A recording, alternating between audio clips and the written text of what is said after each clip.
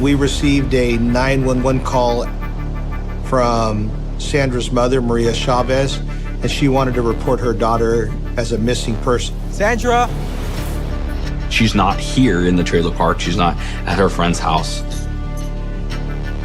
Where is she? Is she hiding? Is she playing games? This isn't funny. Watching that video, that's a parent's worst nightmare. The Orchard Estates Mobile Home Park is a tight-knit community. I mean, growing up, we all kind of knew each other. Kids, hurry up, you're gonna be late for school. Hey, trouble. 8-year-old Sandra Cantu is at home with her mom, Maria, sisters Miranda and Simone, and her brother, Thomas. Sandra and I had a very special relationship. She loved just to run around and play. She liked gymnastics, playing with her friends, and just having a good time, just being, a kid and, not worrying about too much. All right, let's get to school. Okay, kids, have a good day. She was always getting good grades.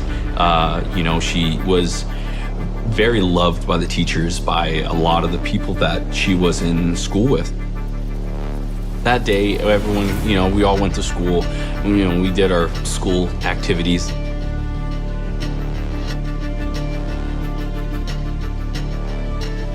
Hello, darling, how are you? How was school? Can I go and play? After school, she would go and play with her friends. It was just kind of the normal thing that we would all do. We'd get home, hey mom, I love you. I'll be home when dinner's ready, or just holler for us. Before heading out to play, Sandra puts on her favorite t-shirt. And at the time, she just loved Hello Kitty. Hello Kitty was her thing. Bye. Love you.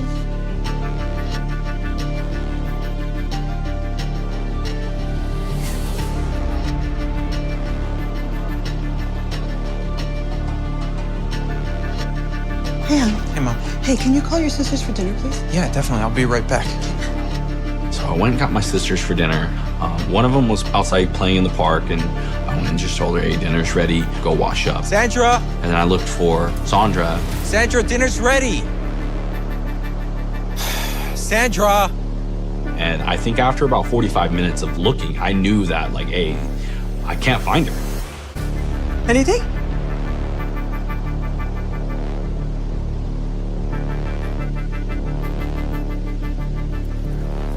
My mom and my older sister went around and searched in the park. My mom was hysterical just because she didn't know, where her daughter was and what was going on. They were very, very afraid. They were scared. She's not here in the trailer park. She's not at her friend's house. So her biggest concern was, what's going on? Where is she? Is she hiding? Is she playing games? This isn't funny.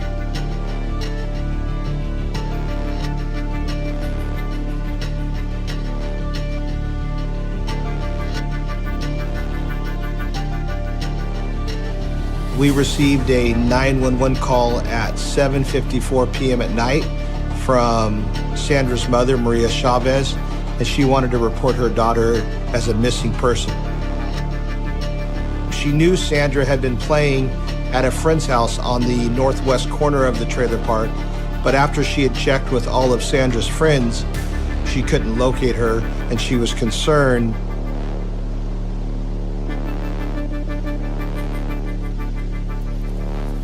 We get a lot of missing persons calls, but whenever we get a missing persons call with a minor, there's a lot more effort that's put in because of the child's age. For us in law enforcement, we always have to assume the worst case scenario. We hope for the best, we plan for the worst. When I arrived at the house, I knocked on the door. Hello, ma'am. I'm Detective Bauer. This is Detective Kustra. Is it all right if we come in? Please come in. Maria Chavez let me in, and they kind of gave me a rundown of Sandra's day. Sandra arrived home from school about 3 p.m. on that Friday. She asked her mom if she could go play at her friend's house. That was normal activity for her. She was wearing black leggings and a Hello Kitty pink t-shirt. Ma'am, is there any reason at all you could think of why Sandra would take off. There's no way that Sandra would have left the mobile home park voluntarily. Detective Bauer was just mainly making sure that we were okay, that everything was sound, and that she obviously isn't home, that something is wrong. Ma'am, if we could get a piece of Sandra's clothing and the most recent photograph you have.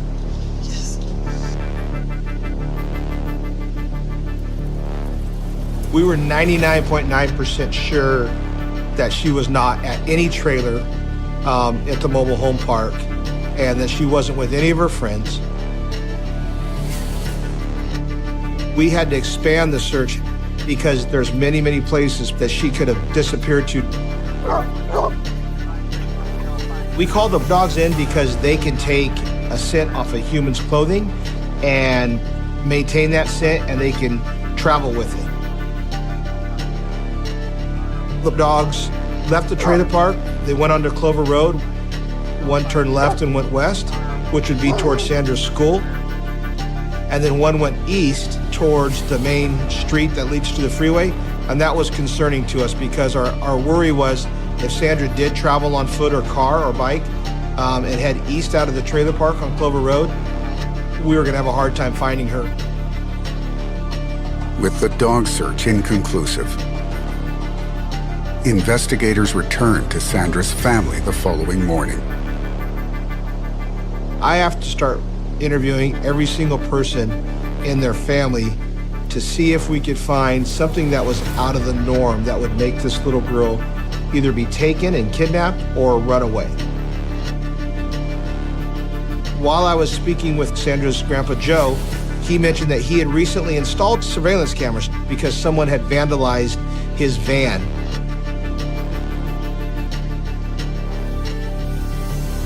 The surveillance camera that was installed on Sandra's residence was facing the front porch and facing towards the road. Every surveillance camera, there's clues. It's going to tell me what she was wearing, where she was walking, was she by herself, who she was with. And so there's tons of clues in any type of video surveillance that can point me in a certain direction. We collect the whole DVR system and we take it back to the police department and we download it so that we can watch it and we can break it down piece by piece. I queued up to 2:40. So when she gets home from school.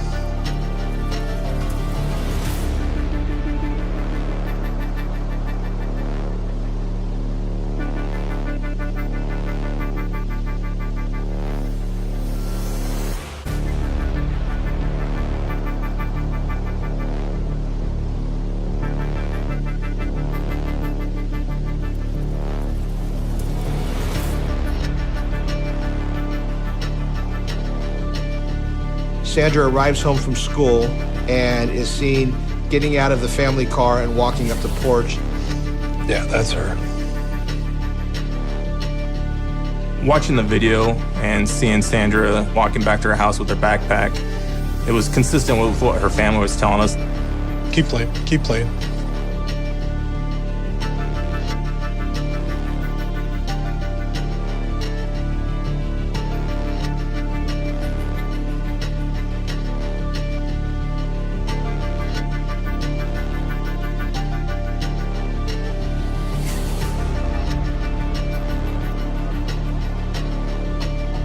At 2:57 p.m., Sandra comes out of the house and is skipping and is seen greeting her brother before she returns back to the house.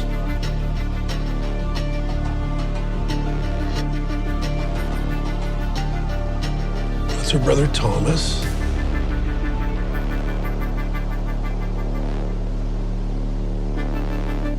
Queued up to when she went out to play.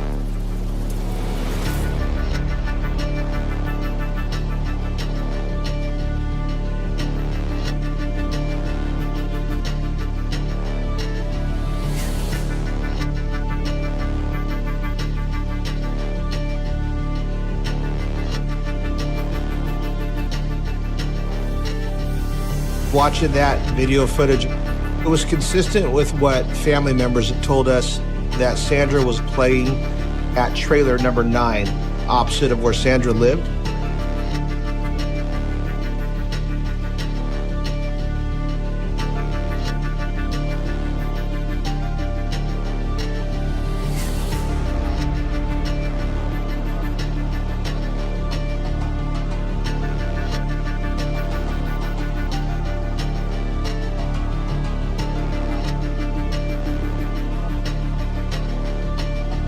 I see Sandra come into camera view, and she's skipping. Then something catches her attention.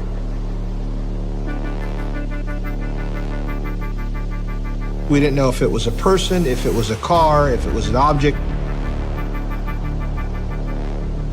She looks down south on the south end of her street, and then she goes out of camera view. At 6:30, we see Simone, Sandra's older sister, and Maria, Sandra's mom, get into the family vehicle and start driving around the trailer park in an attempt to locate Sandra before Maria calls 911.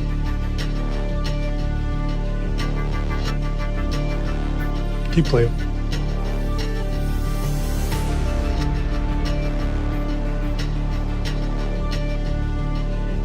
We could see that the community members also got involved right after the police arrived and started searching the surrounding area to include other trailers and other streets in the mobile home park. Simone was part of that community search team, and she was looking for her sister. Simone was close with her sisters. Maybe she could point me in the right direction of what happened to Sandra.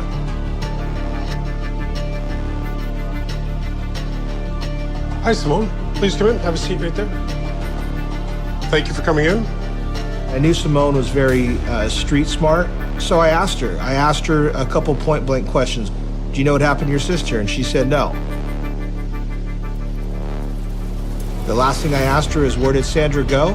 And what does she think happened? And she looked at me point blank and said this. She said, my sister Sandra would never leave the trailer park unless it was with me, my sister, my family, or some adult that she truly trusted. And she believed, and she made me believe something bad had happened to Sandra. You've been really helpful. Thank you very much for coming in. But she just had no idea, and she didn't know who to point us to look at.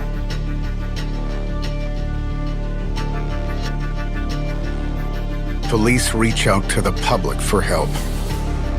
We generated a phone number that the public could call in, that we released in a press release, that they could call in if they had tips regarding where was Sandra last seen at, or any tips regarding her disappearance.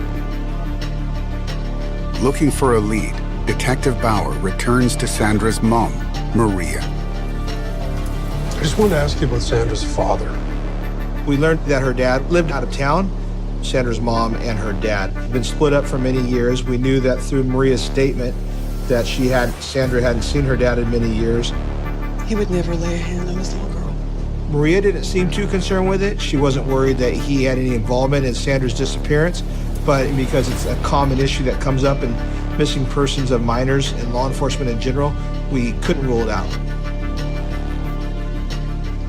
Sandra's father comes forward voluntarily. Hi, sir. Have a seat, please. He showed up at the police department and wanted to talk with me. And I promise you, sir, we are doing everything we can to find your daughter.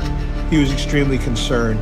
He was adamant to me repeatedly that he was going to find her and that he would, do whatever it took on his own to find her. I constantly remind him to just please allow us to do our job. Investigators look into Sandra's father's whereabouts at the time she went missing. I learned in speaking with the FBI that the day that Sandra disappeared, he was at work, and that was confirmed through his place of employment and also through his phone records.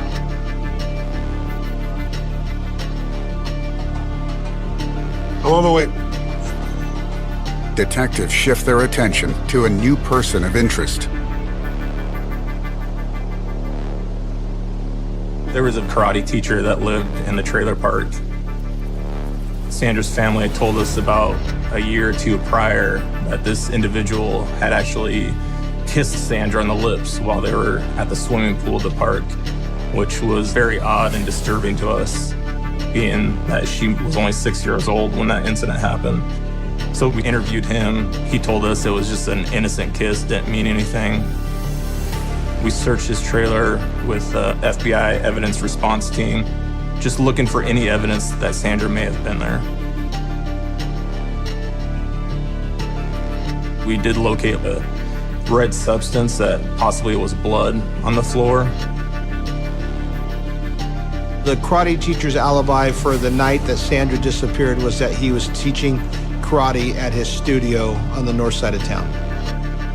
While officers run down his alibi, and the red substance is sent to the lab for analysis, police must consider the worst. It was a long time since Sandra went missing. We felt it important to search our city dumps. Our concern was if something happened to Sandra, would we find her or her body or her clothing or anything associated to her at the dumps? So we sent out some of our personnel to the city dumps to look specifically for items that belonged to Sandra.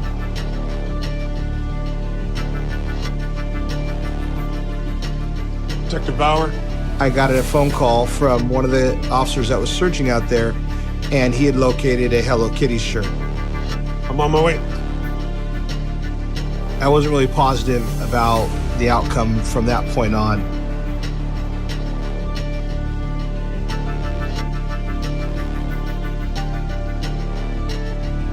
When I first learned of the discovery of the shirt, I was extremely concerned. Because if we found the shirt, then the body was also going to be dumped somewhere.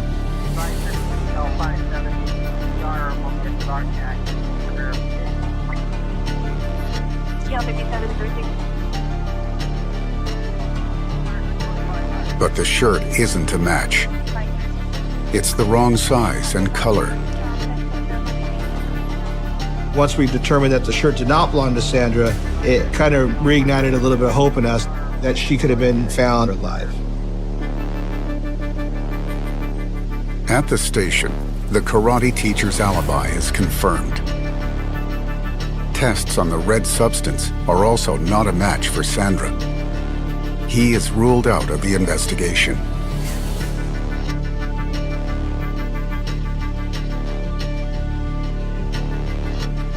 That evening, the community gathers to pray for Sandra's safe return. I didn't have too much hope in the beginning. And I feel that a vigil takes place just to be able to pray and give hope to the people that may not have it. Sometimes you need that. It was very touching to see that many people. Myself and numerous other detectives, we're just kind of hanging back, watching the vigil, because we're hoping we see someone showing an interest in the vigil, and we're hoping that whoever abducted Sandra would show up.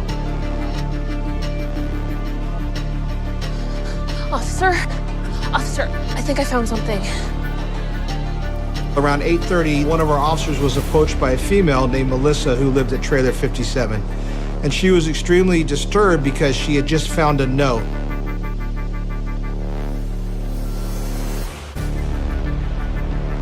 She told our officer that while she was walking northbound on her street, Over here. Right there. on the sidewalk, she found a note. I figured with everything that was going on, it looks a little suspicious. The note said, Cantu, locked and stolen suitcase, thrown in water, Bachetti Road, Whitehall Road, and it was signed witness. It's really kind of a turning point for us in this investigation because we've interviewed the entire trailer park and haven't really found any new leads to us locating Sandra. What was interesting about the note was that it was kind of windy that night. We found it odd that someone would just find a note there versus a note being placed. And this was really the first time that anybody had a significant contact with this resident named Melissa.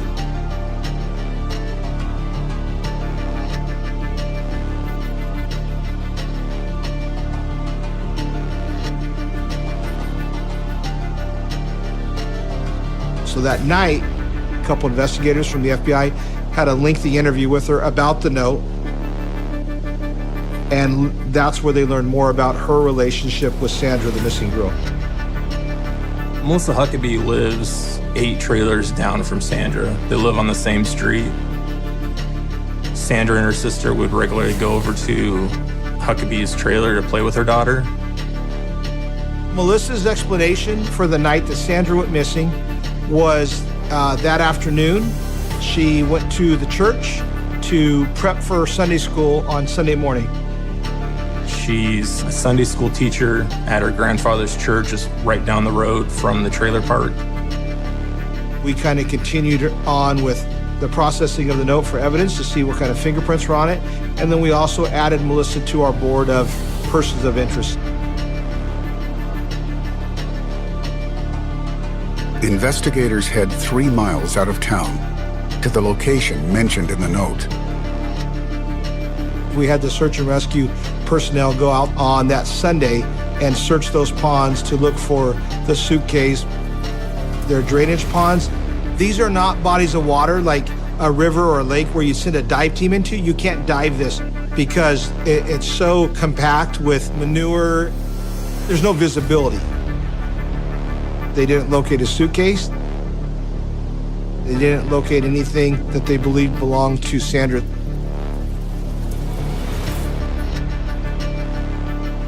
We knew that time was running out. If we couldn't find Sandra soon, we knew that we might not find her alive.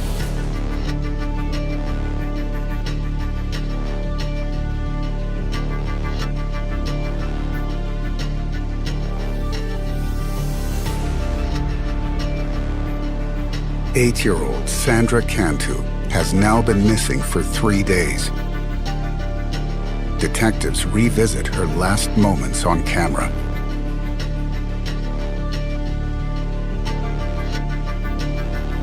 She's trying to tell us in that video what she was doing and where she was going. And so the only way you're going to see that is to watch the video over and over. There's about 13 trailers that were south of Sandra's trailer. There was only one place that Sandra would go to past her house, and that place was Melissa Huckabee's house.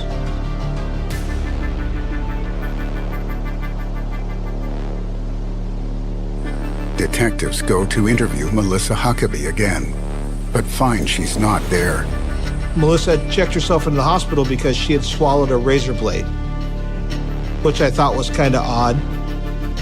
We decided to put a group of surveillance officers at the hospital so we could keep track of her and we would know if she was going to try to leave the hospital.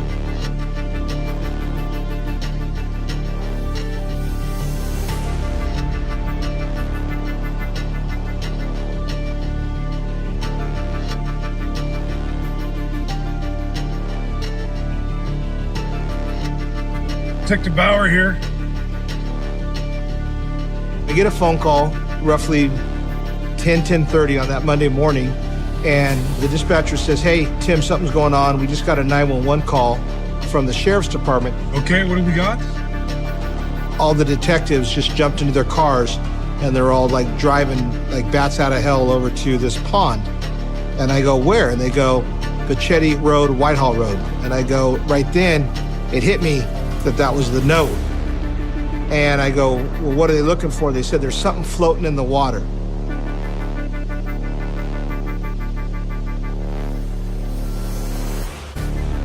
I remember calling my partner, Sergeant Knight. He says, it looks like it's a suitcase, Tim."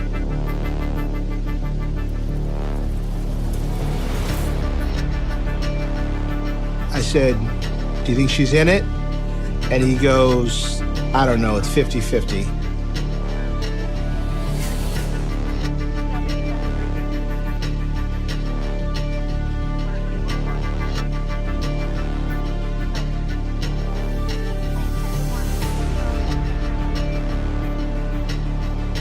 Everything inside you wants you to believe that Sandra's not in there, but there's a strong part of your sixth sense that tells you Sandra is inside the suitcase.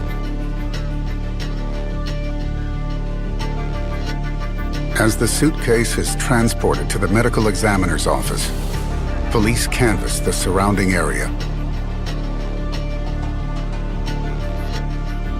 We identified a house at the very far east end of Whitehall Road. And there was a male resident that lived there, and we inquired to him if he had seen anything unusual. He recalled a Friday, a couple weeks prior, seeing this purple SUV car on Whitehall Road by those ponds, by those trees. And he found that unusual. He said, hey, I recognize all the cars that are supposed to be down here, and he didn't recognize this car. So he decided to stop. He told his wife, hey, I'm gonna stop and see who this is. This is weird. And as he got out of his car and walked around to the driver's side of the car to see if anybody was in it, he noticed that the back of the car had a spare tire on the back of it. As he walked to the driver's side of this SUV, he hears a noise in the trees. So he looks to his left and he sees a female coming out of the bushes, and he confronts her and he says, hey, what are you doing? And she says, oh, I was going to pee. And he's like, okay, well, that's kind of weird, but she's off the side of the road. Maybe she just had to pee real bad. She pulls off the side of the road, and, you know, so be it. Didn't tell anybody, didn't think anything of it, right? Just passing by until we contacted him that day. At the coroner's office, the examination of the suitcase begins. The suitcase was a black and gray Eddie Bauer suitcase that was pretty decent in size, a standard piece of luggage. The suitcase was secured with these cords, white in color. They had zipped the suitcase.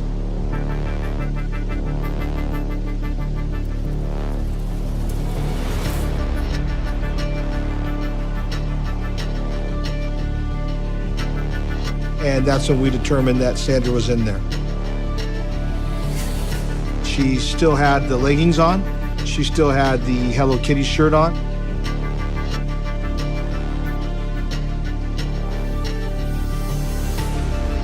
The coroner rules that Sandra has been drugged, suffocated, and sexually assaulted. You know, that's Maria Chavez's baby. That's a parent's worst nightmare. I guess it reminds you how evil and how horrific people can be.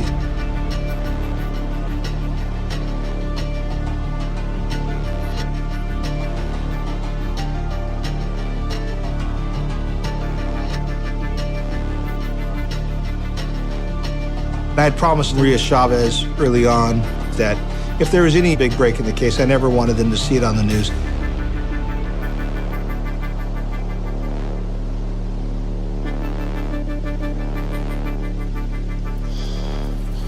Ma'am, we found Sandra's body. No, are you sure it's her? It's Sandra. No. I'm afraid so. The day that they told us that they had found her, it was very devastating. Everybody basically in shock, screaming, crying, upset. It's a devastation that can only be comprehended to like the world imploding to us.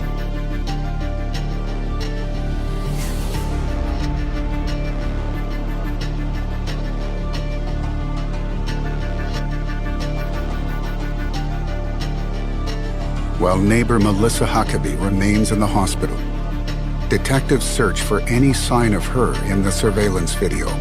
Queued up to around 3:30 p.m.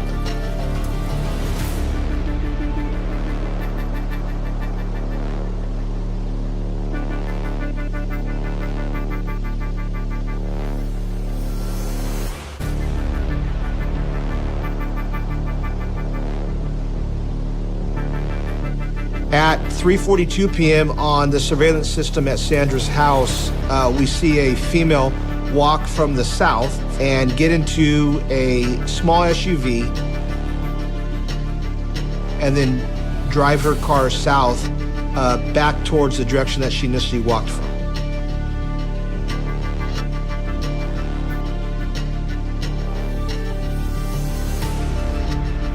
Just rewind it a bit. The car appears to be two-tone, specifically purple, and we noticed that there is a spare tire affixed to the back door of the SUV. The SUV matches the description of the car seen by the pond, where Sandra's body was found.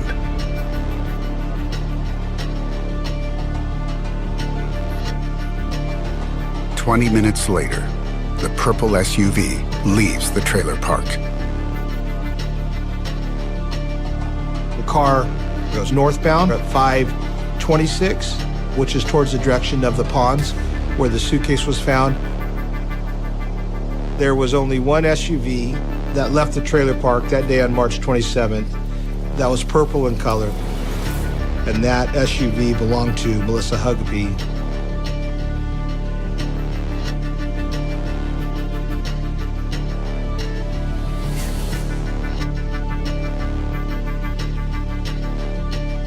My partner, Sergeant Knight, and I decided to head over to the hospital to have our first real conversation with Melissa. Melissa Huckabee? Hi, yes, I'm Detective Bauer. This is Sergeant Knight. I was wondering if we could ask you a few questions. She was anxious. We could tell she was anxious. I asked her if she remembered the news reporting Sandra being found. She said she was heartbroken from the loss of Sandra and her death, but I don't recall her crying at all or ever shedding a tear or anything like that. Melissa told me that she was missing a suitcase. Melissa said her suitcase went missing about the same time that Sandra went missing from the trailer park, so she felt some guilt for that. Could you describe the suitcase that you had stolen? Well, it was a pretty large suitcase, and it was black. When she described the suitcase, it was a perfect match to the suitcase we found in the pond, but I didn't tell her that. The puzzle's totally coming together for us. I felt like we kind of had her where we wanted her. Thank you so much for your time. Hope you feel better. Thank you. God bless you.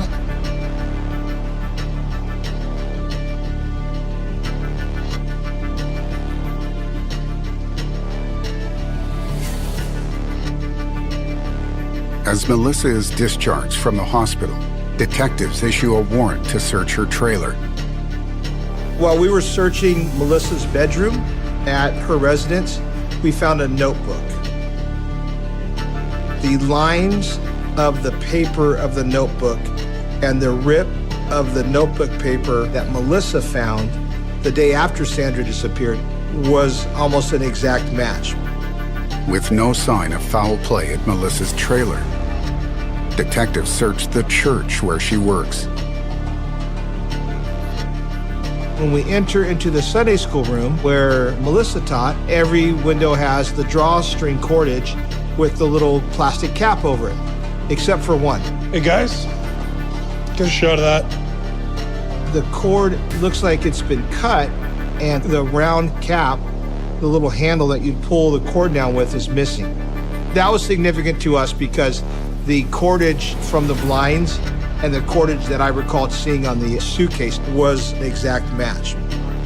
We found isopropyl alcohol at the church that was also found in Sandra's liver. One of my partners was searching the kitchen, and he found a rolling pin. One of the handles on the rolling pin was bent, which was kind of odd. The evidence technician was able to run that under this alternative light source that we had, and pretty quickly we determined that it was presumptive for some type of bodily fluid. That was the last piece of the puzzle to confirm the sexual assault and all the criminal activity that took place in that church.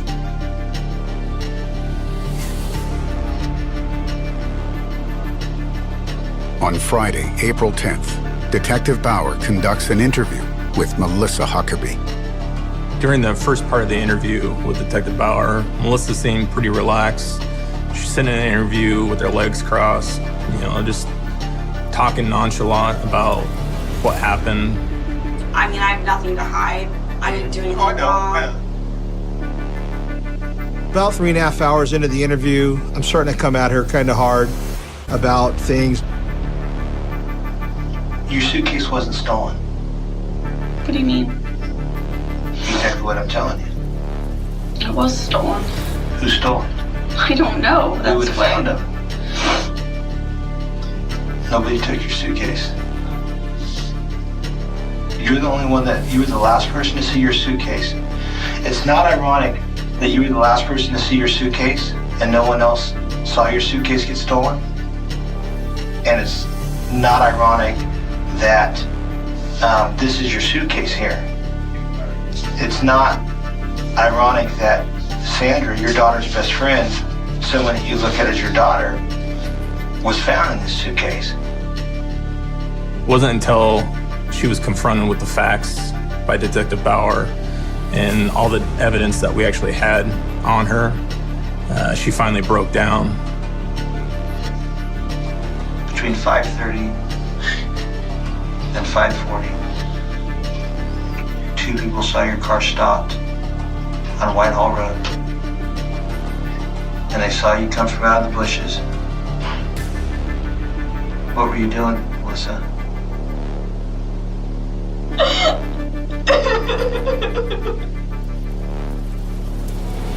It was an accident. I can't live with myself. I deserve to just die. Tell me what happened. Sandra was walking down the road. Sandra was walking and she saw me. She came up to the car and she saw my suitcase. And my suitcase was inside of my car on the back seat. And like I told you before, she likes to hide and play hide and go seek. And she hid inside in there and I didn't know. I told her I had to go into the house. So I drove to the church. And then when I came outside, I looked at my suitcase. And I went to take it out and it was heavy. And she was in there. And she wasn't breathing or anything. We can prove that that was not a likely scenario because we know that Sandra was drugged. Sandra was also sexually assaulted. Melissa's story absolutely did not make sense. And the fact that we had a witness who saw Melissa out by the ponds the night that Sandra disappeared, all that together just proved to us that we had the right person. Melissa Huckabee is arrested and charged with the sexual assault, kidnap, and murder of Sandra Cantu.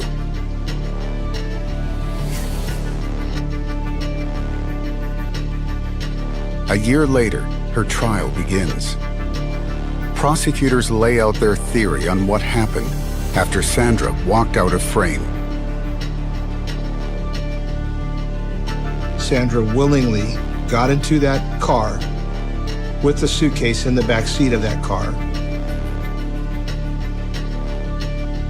And Melissa invited Sandra to go to the church with her to decorate the Sunday school room.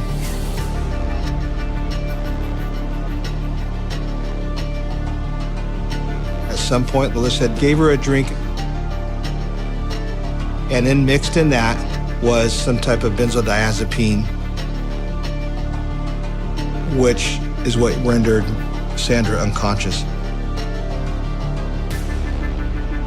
Sandra was ultimately killed by Melissa Huckabee. Melissa put Sandra in the suitcase, tied it closed with cords from the mini blinds.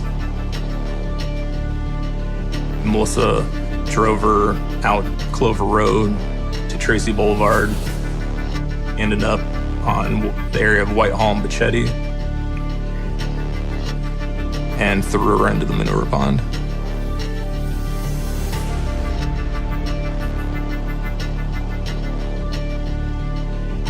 Mid-trial, Melissa Huckabee pleads guilty to kidnap and murder. In exchange for this plea, prosecutors agreed to drop the sexual assault charge. She's sentenced to life in prison without the possibility of parole. I don't understand why Melissa did it or what could cause someone to kill an innocent 8-year-old. It can only be described as evil. And it's not something any sane or normal person would have done.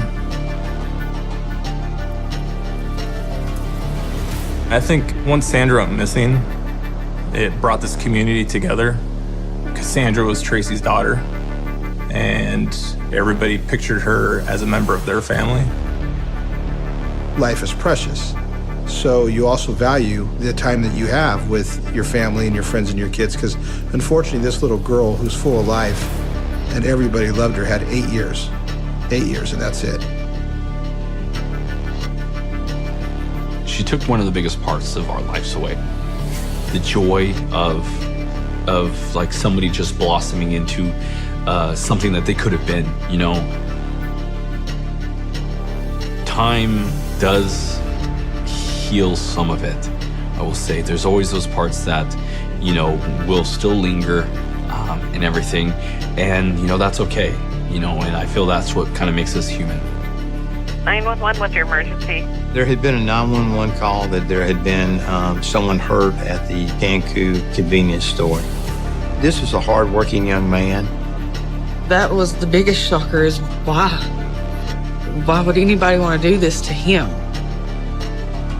What's that? I had never seen anything like that, certainly on video, that was that ruthless and cold-blooded.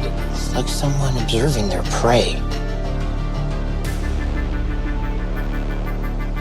It's brutal. It's just absolutely brutal.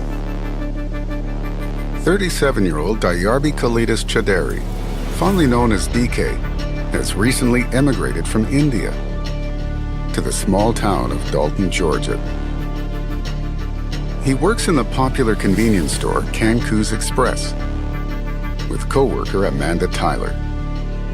I'd been working at Cancun's for a couple of years before DK came. I'd come in and open up the deli. Hey, DK. Hi.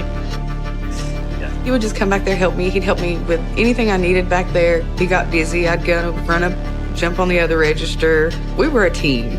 Like, probably one of my most favorite coworkers. DK has only been working at the store for a few months, but has settled in quickly. Customers love him. Absolutely love him. Hi, Dad. I think that's why there were so many regulars, honestly. Could come in, see him, and they could go on about their day and have a better day than they came in with.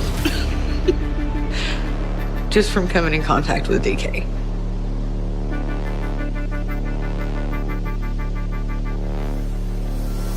DK has just started his regular night shift.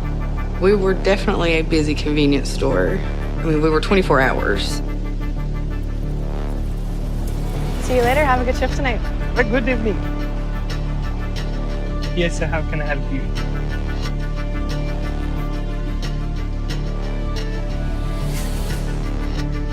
What's your emergency?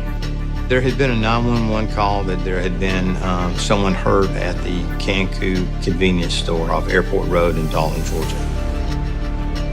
A regular customer of DK's, called Mark Rogers, had popped into the store.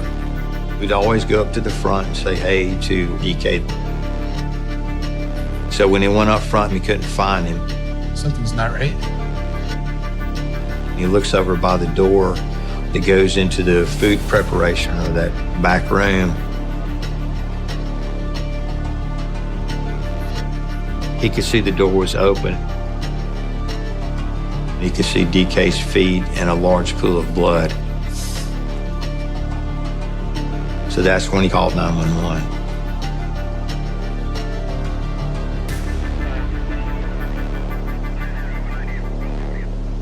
Deputies from the Whitfield County Sheriff's Office and GBI agents arrive on scene. Hey, what do you have? The ID from the victim's wallet confirms it's DK. We found out that the victim was an Indian that had not been here very long. He had recently moved from New Jersey. We try to assess what's happened. Do we have witnesses on scene? Thanks, officer. Hi, I understand that you made the call to 911. I did, yes. I came in and couldn't find DK. Then I go into the back room. This doesn't make any sense. From talking with the witness, he was very liked by the patrons that came in the store. This was a hard-working young man. There was really no reason for anybody to want to kill DK. Thank you. One of the first things you want to do is do a walk through the scene to get in your mind exactly what you think happened.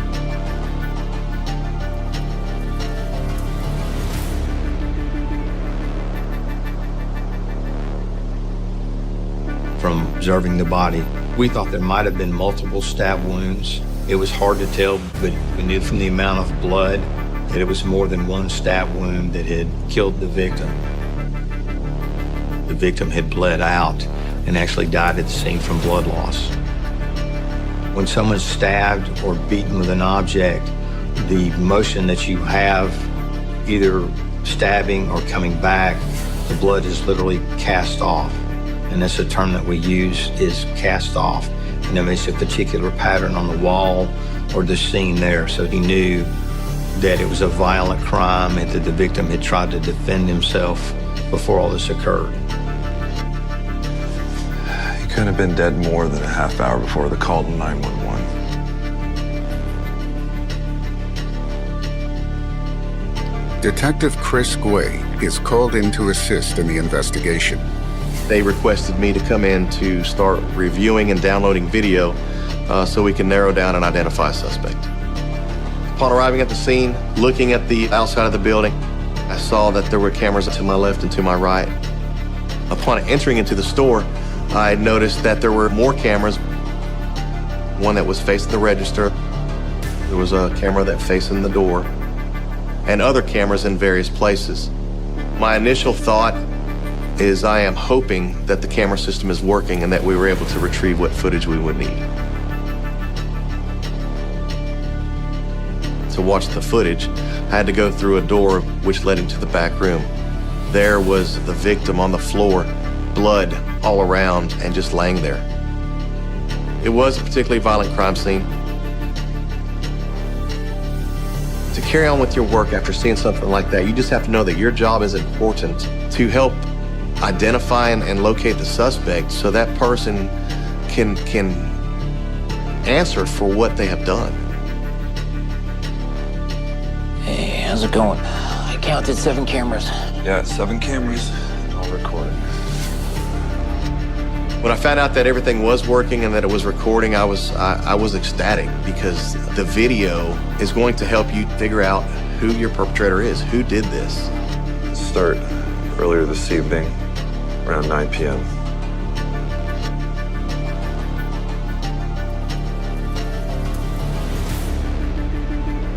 That's him. The victim was working by himself at night. He was working the night shift. When you look at the first clip, when DK's behind the counter, he's very cordial to all the people that come in. They're very cordial back to him. He's very friendly and helpful.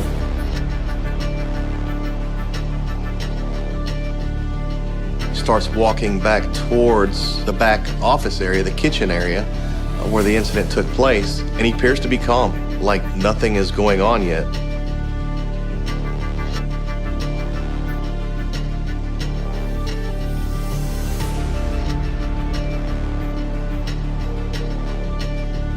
What's that?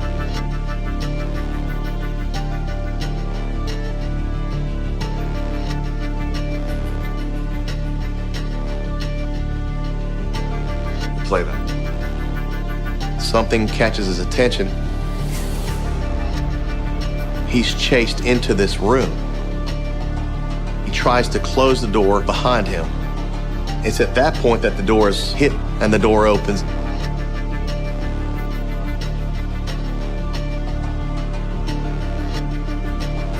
He really doesn't have a chance to defend himself and pushes him into that back room out of the sight of that camera. It's at that point that we switch camera angles.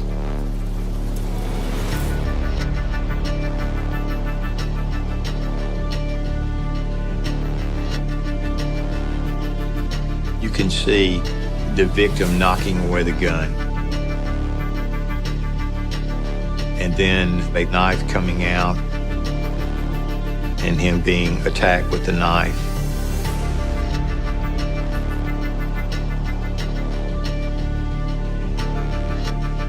The victim is then stabbed several times.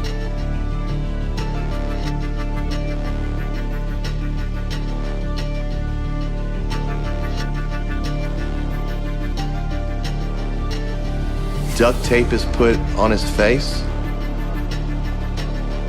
They're taping his mouth so he won't scream.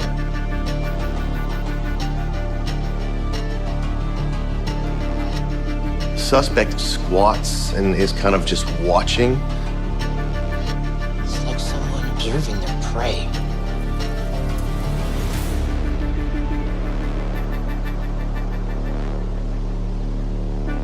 You can see that the suspect at one point starts to smother Mr. Chatahari. They're trying to speed up the process. It's brutal. It's just absolutely brutal. This was very cold and calculated. To sit there and suffocate someone and to push down on their chest to where their heart would pump more blood out, it was just totally unnecessary. The victim was already dying. There was no need for any of that. It was just horrible to watch. I'm thinking to myself, who could do this? Investigators replay the footage to get a better look at the suspect.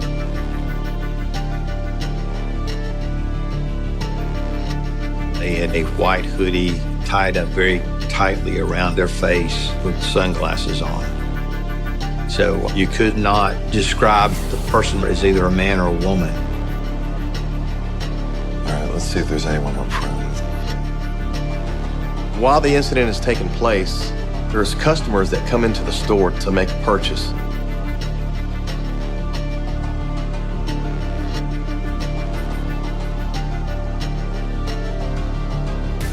There's items that are placed on the counter.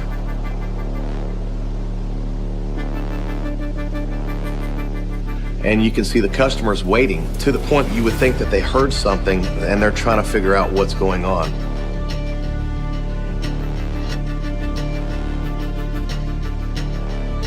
One of the customers walks towards the door.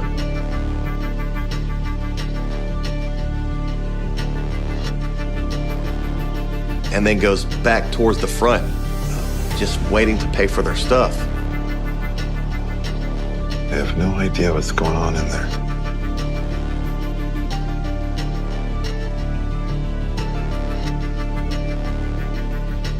The suspect goes to the register.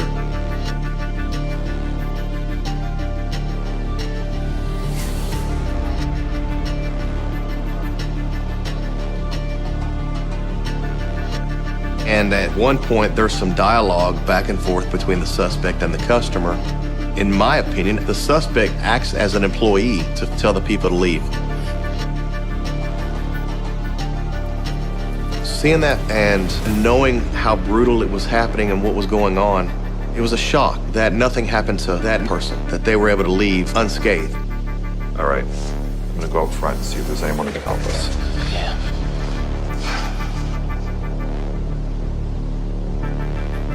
We started interviewing DK's friends and bosses to get a better picture of what kind of person DK was, if he had any enemies, if he had any grudges, if he had someone who was really trying to kill him. And we found that he didn't. That made this a stranger-on-stranger crime, which makes it a lot more difficult for us to be able to locate the killer. This was just a very violent attack. And we need to find this person quick because they're going to do this again.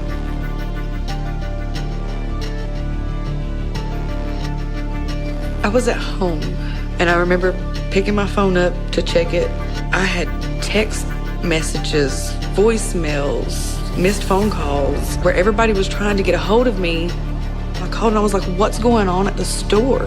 Hey, I got your message. What's going on? When I found out that DK had been murdered, I just felt blank. Like I had lost my best friend. Like somebody had killed my brother. I didn't believe it at first. I didn't think that he was gone. Thought it was a dream I needed to wake up from. I didn't believe that somebody had came into the store and done something like that. Investigators continue to watch the surveillance footage to see what the suspect does next. After the customers that had come into the store left, there was nobody else on scene besides the victim and the suspect.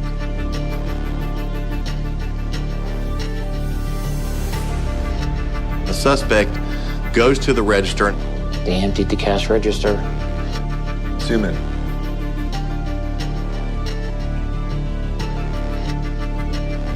Looks like we're in gloves.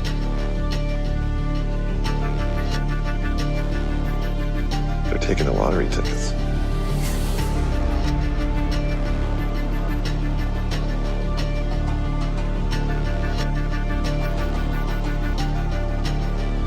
You see the suspect with the lottery tickets that were taken goes back to the back room where Mr. Chatahari is laying and takes these items and puts them into this black duffel bag that was being carried by the suspect.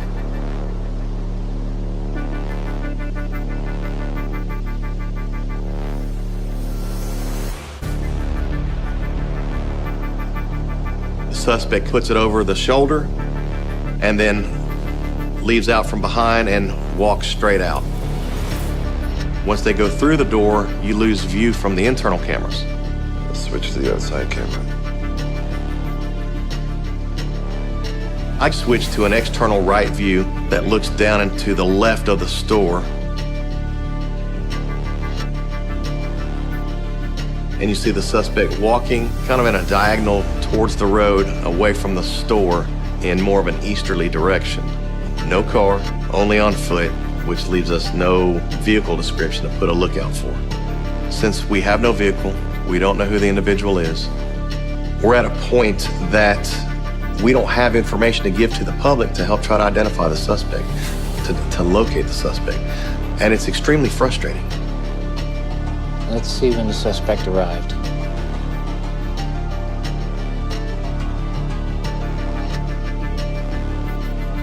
So we start watching footage to see if we can get the suspect coming into the store. Kind of in a backwards, like you're watching the movie in reverse. So we're watching the video. We still don't have somebody coming into the store wearing a white hoodie.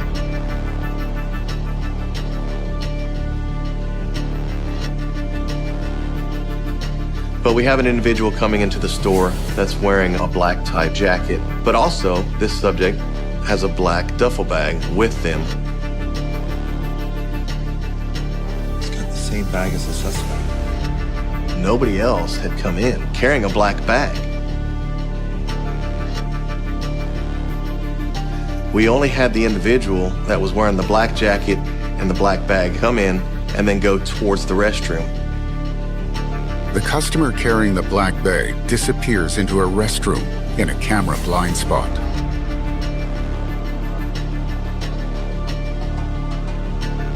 What was that? Play it. That's him. And it's the same area that the suspect comes out wearing a white hoodie, carrying a black bag, and then committing the crime.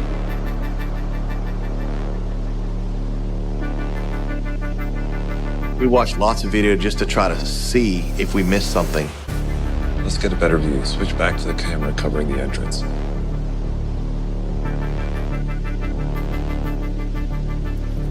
Why don't you bring up the other image?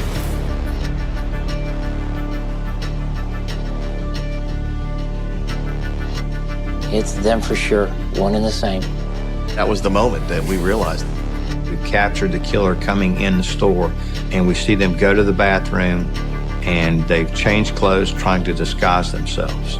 So that was a huge break for us. Detectives expand the search outside the store to see if there are any more surveillance cameras. I'm in the parking lot of the Cancun's. I look across the street, I look over, and I see the Kangaroo convenience store. In past cases I have worked, I know that they have a camera that captures the front of the store of the Cancun's from across the street. We needed to get a copy of that video. Because that gives us another opportunity to possibly find out which direction that the killer left. I'd like to make a request for a warrant for CCTV footage from last night. That camera that faces the Cancun's from the Kangaroo convenience store, that could be the camera that breaks the case. A Whitfield County crime scene technician is processing the back room where DK was murdered. He started by taking photographs and measurements of the items of evidence and marking the evidence. The crime scene technician kind of looks down, and underneath the fryer there's some kind of object, so he looks a little bit further, takes a picture, and it's a phone. He'd probably gotten kicked there during the scuffle with the victim and the perpetrator. We figured that it was probably going to be the victim's phone or the perpetrator's phone. That was a great piece of evidence for us to find, because we knew from that point on that we could do a forensic phone exam and get the identity of the phone's owner.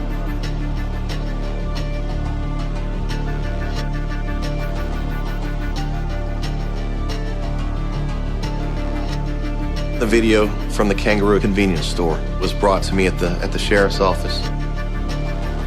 The Kanku store can be seen in the distance. Detective Guay looks for any sign of the suspect fleeing the scene. While I'm watching the footage, we see numerous vehicles pulling in and out. I can't see our suspect. Rewind it back to about 9 p.m. Detectives try to spot the suspect arriving at the scene. One vehicle in particular pulls up to a gas pump and stops.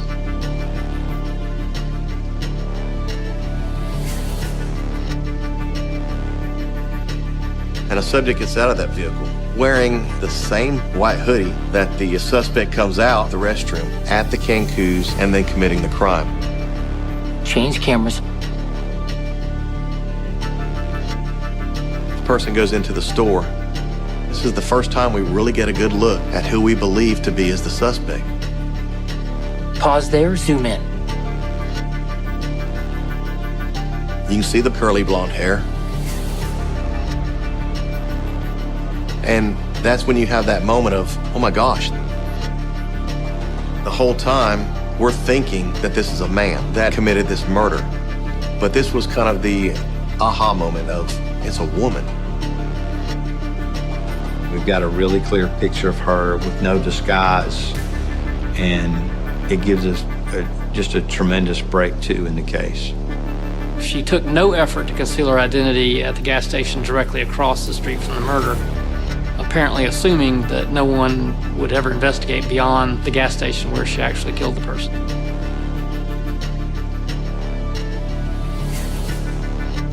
After some time, she gets back in the vehicle. This gives us our first vehicle description, our first somewhat of a lead as to what the person was driving. And it was a greenish Kia Soul. Pause, zoom in on that tag. We can't get a full vehicle registration tag picture, but we can tell what kind of car it is. We got that out as quick as we could to help other agencies around not have any more crimes happen to them. Okay, play on. She drives off in the direction that the murder suspect walked towards after the murder was committed. Her car never appears on the Kanku gas station video system, so she appears to have parked it further away and walked up to not allow herself to be identified by the car she's driving. Next, investigators interview Charles Branson, the customer who interacted with the suspect after the killing. He makes himself known to police after hearing about the murder.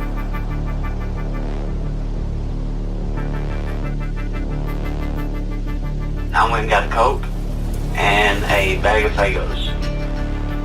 Bag of chips. Yep, and I put them up on the counter. And I put my card up there. What did she say? She was like, we're not open to business. So that's what she said? Yeah. I was like, not open to business? I said, I'm just getting my debit card back. She said, me no have your debit card. And she's talking like she's a Middle Eastern girl, but I could tell she wasn't. She used a fake voice when telling the witnesses and the patrons that came in the store to leave. She used broken English and an accent to try to confuse them. It's a lot of pressure on us to find out who did this crime and to bring them to justice and make sure they don't hurt anybody else. The local community was shocked to find out about the murder, particularly because there was no immediate arrest. All of our regular customers were shocked because it's just not something that happens around here regularly. People don't just walk in convenience stores and decide they're gonna murder the clerk and steal a few bucks and some lottery tickets. A lot of people that had known Mr. Chaudhary came in, talked to other employees, expressed their condolences and their regrets about what had happened. And, there was just a lot of concern for his family and friends.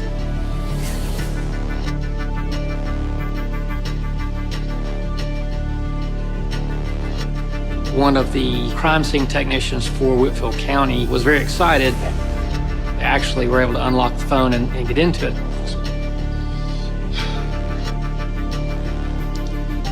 As they looked at the photographs on the phone, they realized this doesn't appear to be the victim's phone. There are no pictures of him or pictures from the store or anything like that.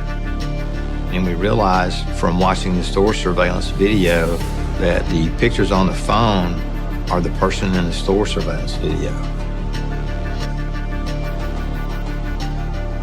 And so that's why they realized, hey, we've actually got the suspect's phone.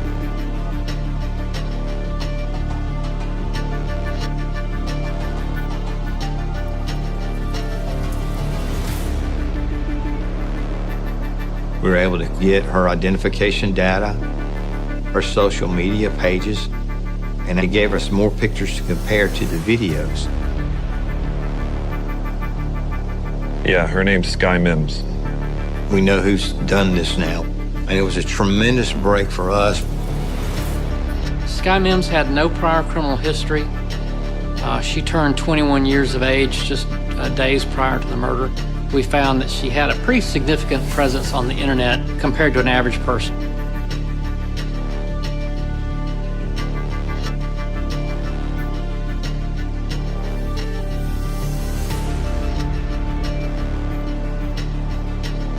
We realized she wasn't your normal perpetrator. This was a young woman who had come down from Detroit to try to get into the hip-hop rap music business in Atlanta. Ain't what it used to be, but when I'm losing, I'm chasing cream, I can't chase them as the market through the streets, a new album moving, see, proper many G-spin usually, no other rapper is like doing me. And that she had tried to come down here to do that, and that was her purpose in being in Georgia. What's up? Joe Sky, and I just want to know if I can be your obsession.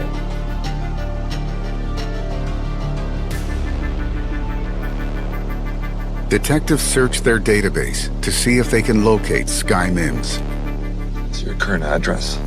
Nothing in Georgia. We released the picture of Sky Mims to the local media through the Atlanta area and the Dalton area. We realized that we needed to let the public know that this was a dangerous person. If she had done this crime, that she would do another. And we needed to find her and find her fast.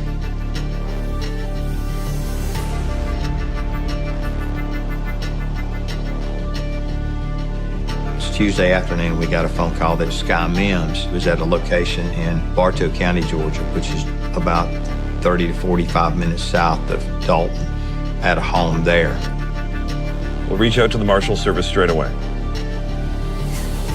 The United States Marshal Service, especially in Northwest Georgia and the Atlanta Division, are great at hunting fugitives. We have a really good relationship with them, so we turned that part of the case over to them to allow them to try to find Sky Mims and bring her in. Marshal Chip Ashley joins the task force assigned to locate and arrest Sky Mims. Once I get the request for assistance, I called the case agent and he explained to me what he needed. They had a tip that Miss Mims was in the house and they had already set up surveillance on the house. They had located a vehicle. They relayed information back to the GBI agents and the Whitfield County Sheriff's Office. And in speaking with them, they were able to verify that that fit the description of the vehicle that Sky Mims was driving at the time of the incident. Yeah, green Kia Soul. That's correct. A search of the car's tag number reveals it has been stolen by someone fitting Sky Mims' description. Vehicle leaves the residence and we do a traffic stop. Person inside identifies Sky Mims and says that she is in fact in the residence. While the Kia Soul is seized for evidence, the marshals approach the house. Typically, immediately after a crime, people have more of a tendency to continue to be violent. So that was a problem for us. And we did not know how she would take it once she was confronted by us. Upon arrival, the door was open. I tried to get her to come out. I knocked and announced police. Police, come on with your hands raised. No response. I was very apprehensive. You're always apprehensive when you're dealing with cases like this, but you have to remain calm. Upon entry, I observe a stairwell in front of me, and it goes up to my right. I held on that so my team members could clear the main floor of the residence. And while I'm holding on the stairwell, I'm calling out to Sky. You need to come out and show us your hands. No response for a few moments. And then all of a sudden, she pops out. Miss Mims was completely naked, and she would only show me one of her hands. And she was screaming, Shoot me. Come on and just shoot me! She wanted us to believe that she was armed and that she was going to hurt us. She wanted us to take her life. Just show me your other hand. We're not here to hurt you. Sky Mims was in a very desperate situation in her mind. She knew she had committed a murder, and she knew that she was about to have to face up to the consequences. Show us your hands and come downstairs. She showed me her other hand, and then she started coming down the stairs where she was taken into custody, and we put a sheet over her to cover her up. I just get an eerie feeling every time you apprehend a murder suspect. It's evil. I mean, that's just the only way I can explain it. Sky Mims showed no remorse. She was angry that we were there. She was angry that she was going to have to face the consequences for what she had done.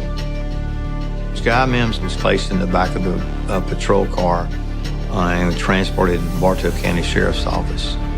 Jeremy. Good. She's doing something to herself. Okay, what do you mean? Hang on just a second. She took off her cuffs. Pull over.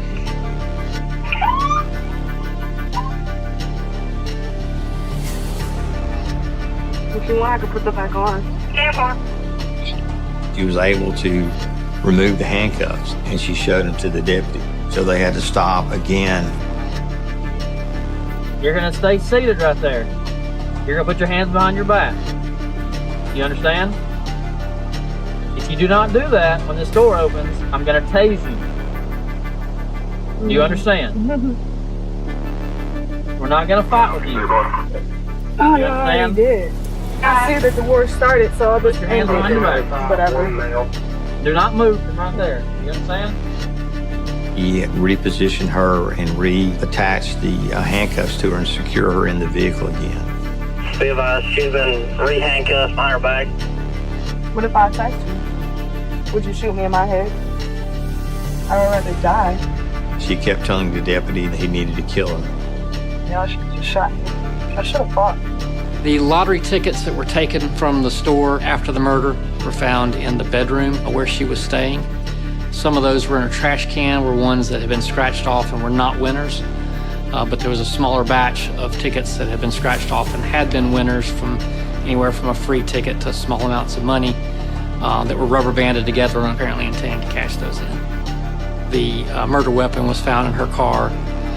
Gloves that she was wearing during the attack were found in the back seat floorboard area of the car that she was driving.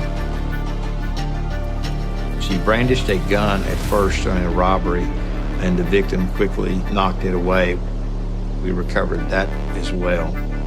So in the search of the vehicle and the home, we found a tremendous amount of evidence. The gloves, knife, and gun are all sent to the lab for DNA testing.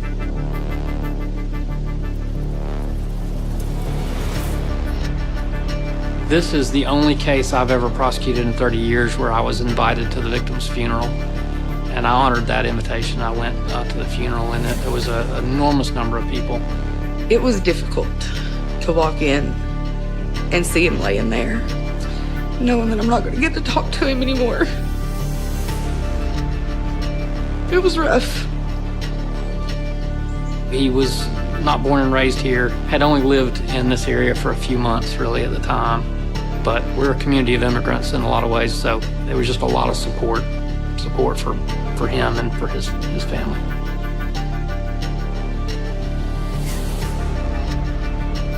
After her arrest, Sky Mims was brought back to Dalton to the Whitfield County Jail.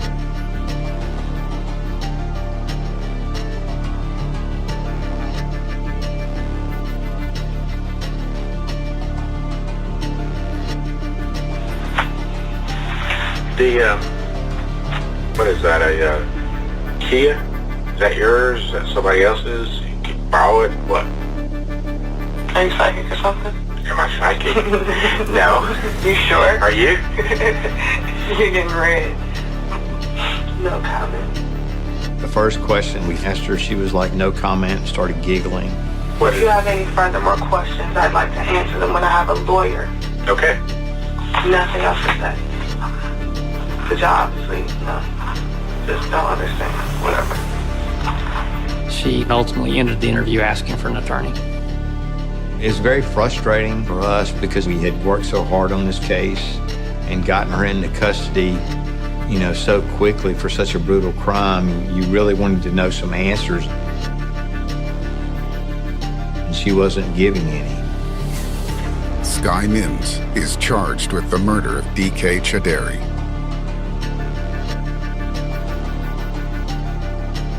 Her DNA is taken and sent to the lab to compare to the gloves and the knife found in the car.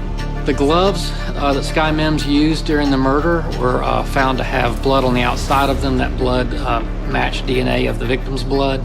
The insides of the gloves were also tested, and touch DNA from her hands was found and matched to her DNA, showing that she had had her hands inside the gloves at some point. We found the victim's blood on the knife. It also had DNA from Sky Mims herself. It was a very long, thin-bladed knife. Went into his side and hit his aorta, which caused massive bleeding. I don't think there's anything anyone could have done to help him or help him survive that wound. It was just a fatal wound. The kangaroo surveillance footage reveals a final piece of evidence against Sky Mims. She's at the registry, and she actually uses her own credit card to pay for the gas. So from that video and that timestamp, we were able to get the financial records connecting that credit card back to her as well.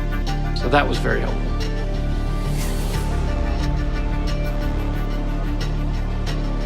On May 29, 2014, a Whitfield County grand jury indicts Mims for malice murder, 4 counts of felony murder, 2 counts of aggravated assault, armed robbery, burglary, possession of a knife during the commission of a felony, and theft by bringing stolen property into the state. She pleads not guilty to all charges. What we could put together from the surveillance videos that we recovered was that Sky Mims was at the Kangaroo for a brief period of time.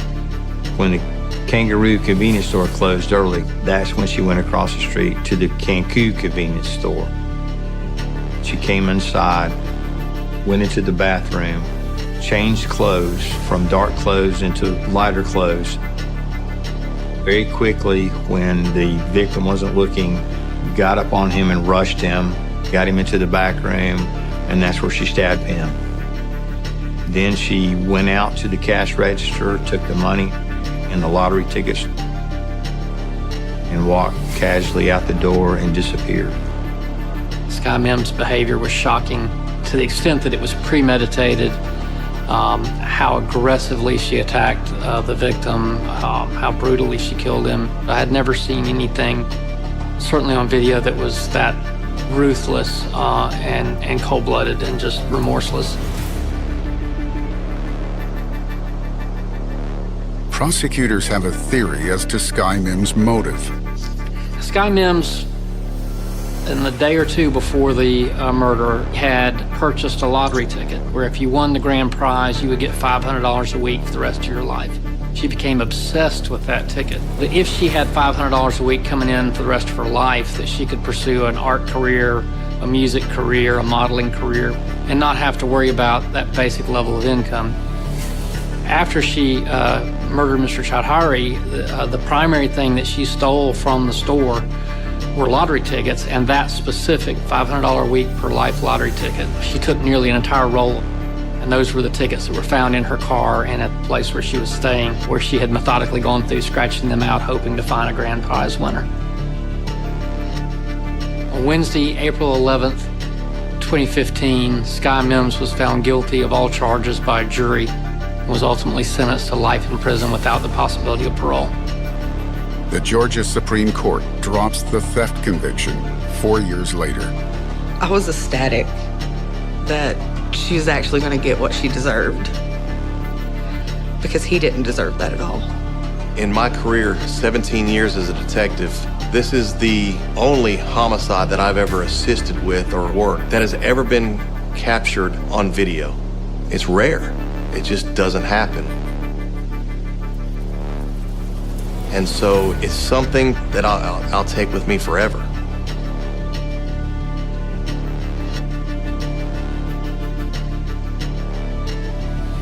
I remember watching the video,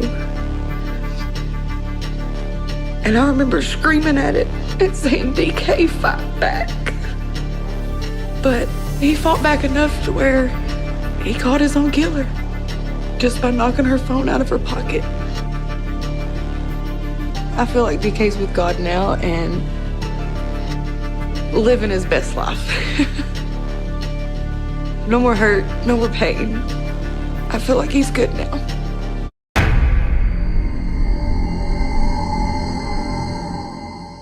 We were already 2 days into Christopher being missing. He was developmentally delayed. He had a speech impediment. So I was a little worried that somebody may take advantage of him. He's in trouble and he's all alone. Yeah, it does. How could this have happened, and how was I going to tell his family? 25-year-old Christopher Gray is getting ready for work. Hey, Chris, you ready? Christopher is first and foremost my friend, but I was also his legal guardian. Have you seen my cat? I knew him as a youngster. We developed a bond, and I did some respite work for him. He was developmentally delayed. He had a speech impediment, so he needed some extra assistance in his daily living. All right. His parents were divorced, and they lived in two separate places. Chris had lived with his father for a lot of years, but he was an adult, and he didn't really want to go live at home with his parents. And so Chris just stayed with me after that. He stayed right with me. I don't think Chris felt any different than if he was my own son. He was just part of the family. He liked to party a little bit. He had friends, and he'd like to go to their houses. But he was a normal 25-year-old kid and had a heart of gold. Like, he would be there for anybody. At the time, he was working at Walmart. He enjoyed his job there, most likely, I think, more for the social aspects of it. That wasn't what his goal was. He wanted to be a licensed nurse's aide and help others. Bye, Mom. He wanted to have a wife and children. That was his goals as he went through life, and was saying to me, you know, you're going to make a good grandmother when I have babies. And I was like, no, not yet. Wait. That evening, he called me around 6 p.m. Hi, Chris. He had stated he was going to be going to a friend's house. Okay. Have fun. And he said, so if I don't come home tonight, don't panic. He said, I'll either come home tomorrow, before or after work. I love you too. Okay. Bye. The following day, I wasn't really that worried about him.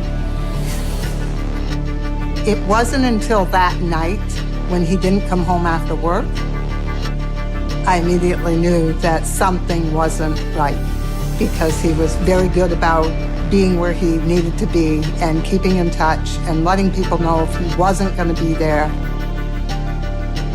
I started to call his cell phone and it would just go directly to voicemail. Chris, where are you? And so I left him a couple nasty messages about, where are you and, what's going on. Call me back, please. I half went to sleep, but I still had this gut feeling that something wasn't right. The following morning, my husband got up around 5 in the morning to leave for work. So I asked him if Chris was here. No sign of him? He said no.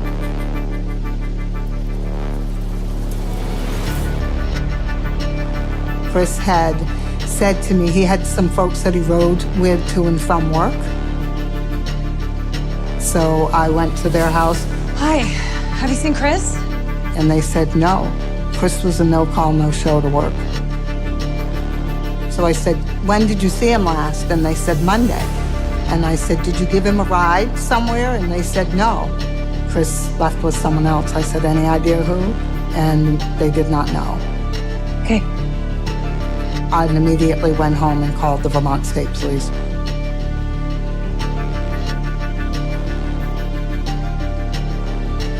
Vermont Police, Detective Potter speaking. She was pretty distraught on the phone.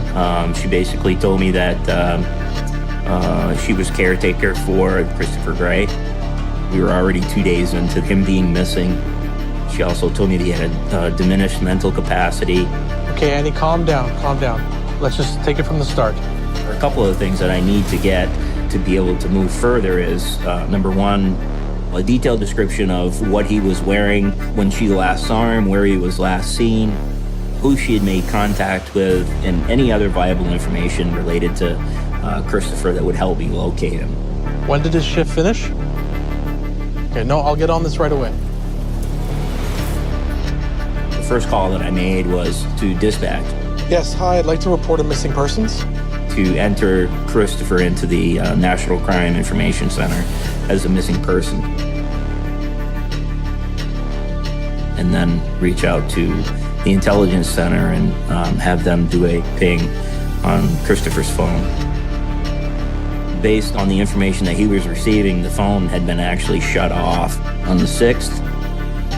The fact that there had been no activity on the cell phone for 2 days and nobody had seen him was quite concerning.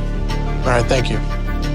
With that information, I felt that the next step that we needed to do was gather the information on where that last known location was, as well as go to where he was last seen, which was at the Woodsville Walmart in New Hampshire. When I arrived at Walmart, I met with Chad Bogarts. Hi, I'm Detective Potter. And his current title at the time was a manager. He told me that he had worked with Chris on the 6th and was quite familiar with Chris. Can I look at your security footage, please? And he was concerned as well that we were there and we hadn't seen him since his shift, which was 2 days ago. The Walmart at that time had just been built, so they had a pretty sophisticated surveillance system. They had several cameras inside and outside the store. We went to the date of the 6th and the time in question after his shift. The timestamp on the video was 11:30. One particular video was an interior camera that is essentially focused on the main entrance to the Walmart.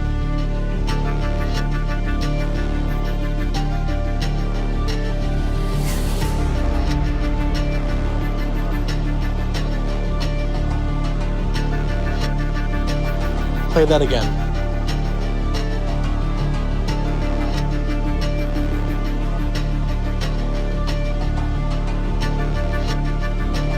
Okay, wait, hold it there. Zoom in. Is that Chris? He was wearing tan-colored pants and sneakers. He You could see an ID badge fixed to his left breast pocket. That information, coupled with Mr. Bogarts that was there with me, I was able to positively identify Christopher within the store. Play on.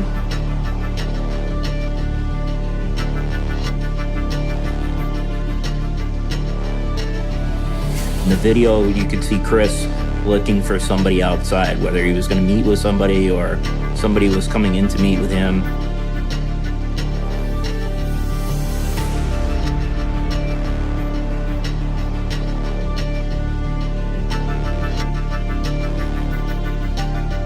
And he actually walks back into the store. Okay, why does he come back in? Play on.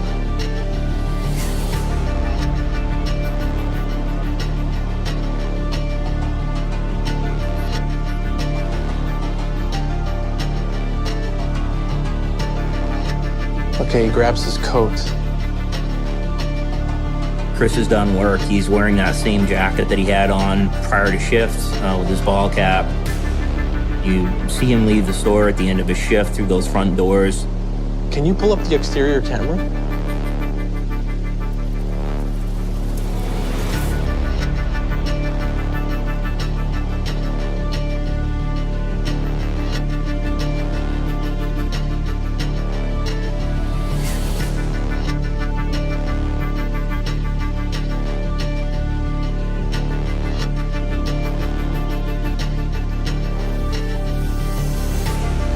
See this vehicle that's positioned there.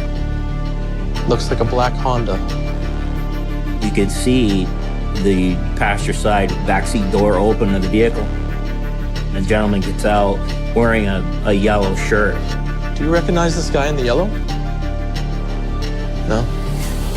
But one of the things that was a little concerning to me was that the person that got out of the vehicle actually stood up and allowed Chris to get into the vehicle. Is it because they want him to remain in the vehicle and not be able to have access to a door should he want to leave? What happens from there? Who are these people? Where did he go? Have we any other angle on the car?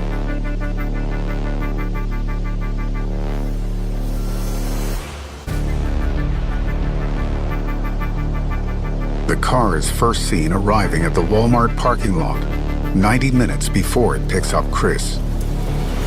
Generally speaking, if we can identify the car, you can identify occupants. Zoom in.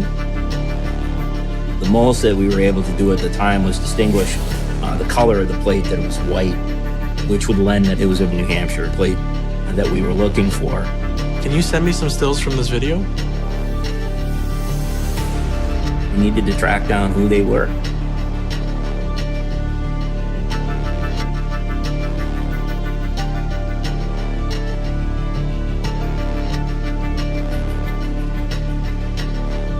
Hello? Detective Potter called and asked me if I was familiar with a small Honda car, dark in color. It didn't ring a bell with me at all. He stated that Chris got into the vehicle and left Walmart that evening. Thanks for calling. Bye. That was probably the most anguishing time of my entire life, not knowing where he was.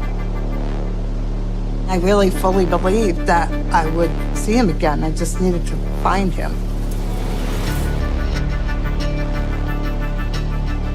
Detective Potter knows just who to ask about the mystery Honda and heads for the Haverhill Police Department. I printed off the still images from the surveillance video from the store.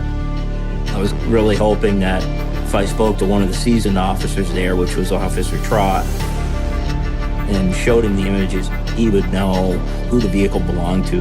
Good to see you again, Detective. You as well. Officer Trott was somebody that was very well known within the community and had a good relationship with the folks in town. The images were very grainy and unclear. Ring any bells? It looked very familiar. Possibly. But before I wanted to commit, I wanted to be able to see a better quality video or photo Detective Trott visits Walmart to view a clearer image of the black Honda. I met with staff there, was looking for permission to review the video again. Can you show me when the black Honda first arrived?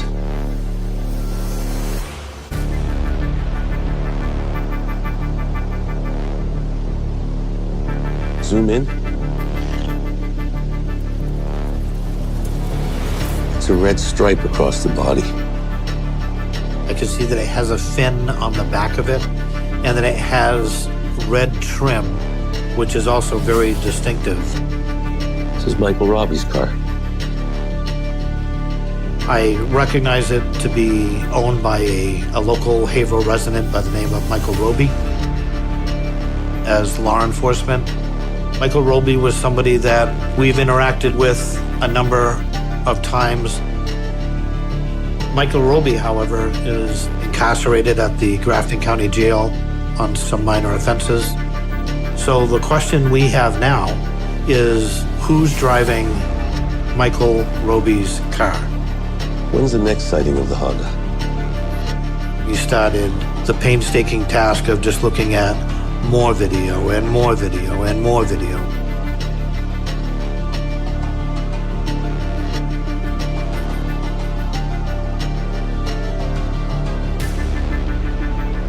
We see the black Honda, this time coming in from the opposite direction. Pulls up into the front of the store.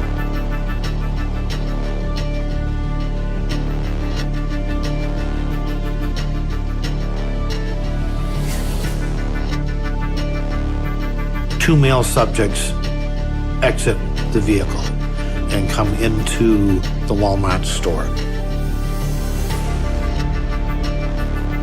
Follow them inside.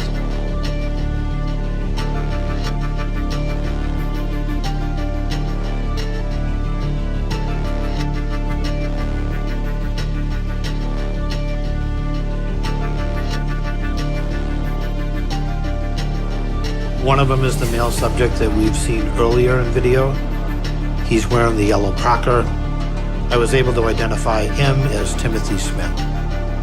This is someone that I know, somebody that I can communicate with. The other male subject in the baseball cap, his name was Anthony Howe. I know Anthony's family personally because it is a small community. You do come to know these people. We wanted to review more video footage because at the time I could see that the vehicle is being driven by somebody, but I'm not able to determine who that is. Let's see if we can identify the driver.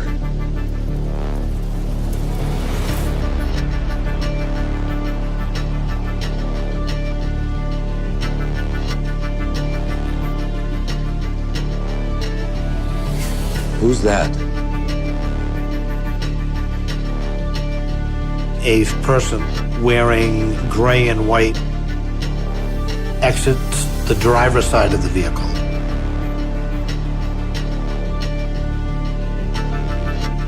Follow them inside.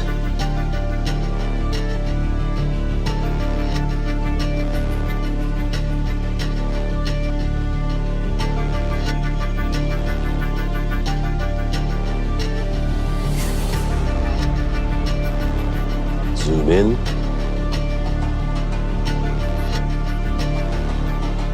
The driver of the vehicle is also a Walmart employee that I recognize to be Amber Talbert.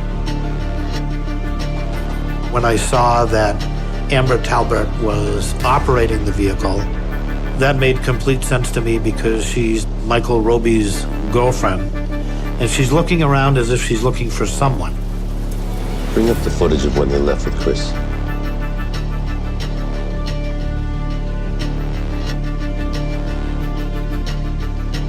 The last we see Christopher Gray, he's leaving the Walmart parking lot. What we need to do now is determine where he went from here. Where did that vehicle go?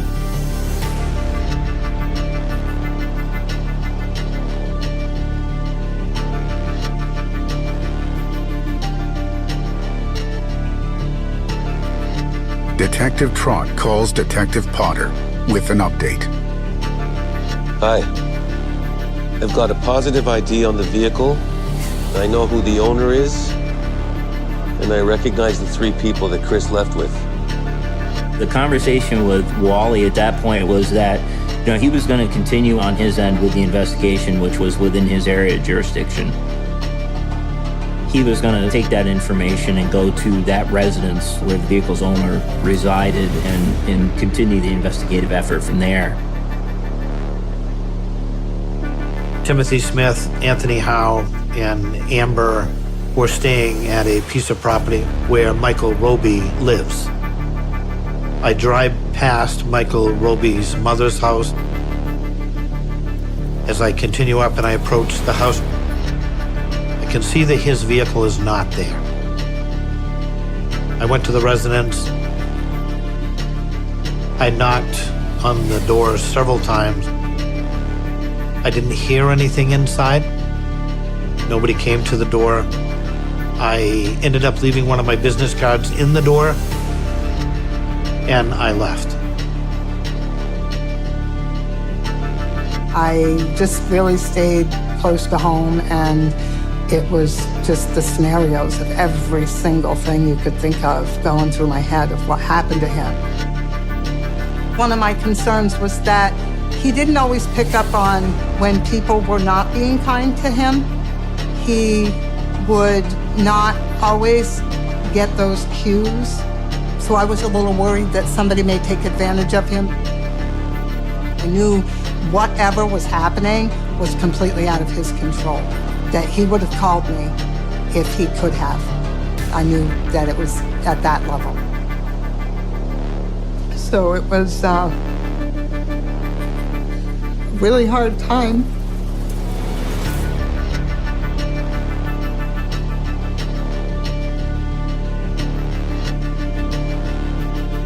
I returned to the police department, made contact with Vermont State Police and Detective Potter. Hang on. Something's just come in. I'll call you back. I had received a message from Amber Talbert. She had found out that I was looking for her and was awaiting a return phone call. Hi, Amber. Sorry I missed your call. I was able to make contact with Amber, let her know that I would like to speak with her if she was available, and she agreed and was willing to meet me at the police department. I met with her outside. Conveniently and ironically, Anthony Howe was also with her. She was driving Mike Roby's black Honda Civic. Hi, Amber. Thanks for coming in. Would you be happy to come in and answer a few questions? Absolutely, no problem. Detective? Can I have a word? Anthony asked kind of a strange question. He asked me if I was aware if there were any arrest warrants out for him. He was visibly very nervous, and that was pretty uncharacteristic of him. Why don't you wait here? I told him that I was not aware of any, that I would check for him after I was done speaking with Amber, and he stated that he would appreciate that.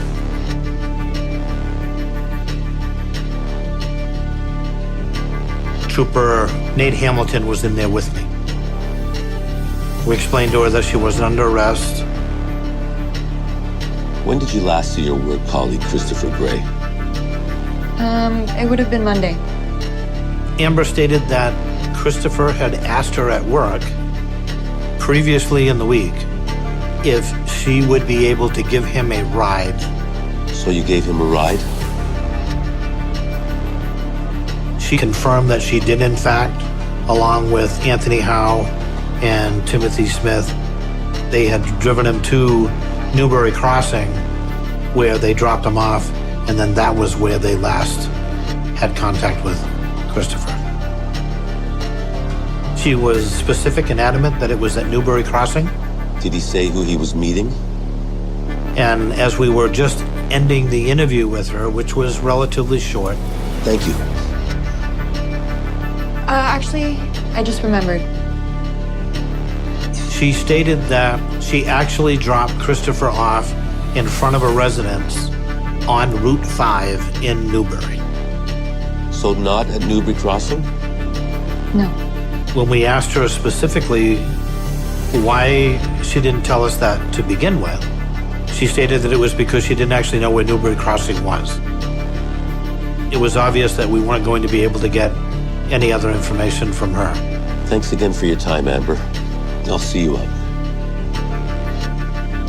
I escorted her back outside where she met with Anthony. Anthony agreed to come inside with me.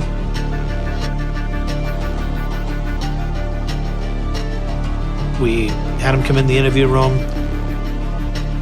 I verified for him to put his mind at ease first that there were no arrest warrants for him, so he wasn't being arrested. Can you tell me about the night of October 6th? We went to Walmart, picked up Chris. They left. They made a quick trip to Newbury Crossing. They dropped him off. Are you 100% sure of that? At that point, Anthony asked if he could speak with me alone. Trooper Hamilton stepped outside. I leaned into Anthony a little bit and looked him in the eyes and said, "Anthony, tell me what's going on." How does it come about that Chris is going to get a ride with you guys? Tim asked him if he would like to come up and hang out with us for a little while. I could see that he was nervous. He was wrenching his hands. We drove back to the house. What takes place there? Me, him, Smith, and Chris got out of the car. Amber didn't even get out. Tim asked her to go to her mom's house for a little while. She wound up spending the night there. I went inside. Those guys came inside. He would look away from me, look at me, and then look down or away or up whenever I asked him a question. You go inside, what happens next? Went outside, got a fire. I'd say not even 20 minutes after we started, I looked over towards the fire, and Tim looked upset, not saying anything, and Chris was just silent. And Tim just reaches over with a knife and just starts stabbing him.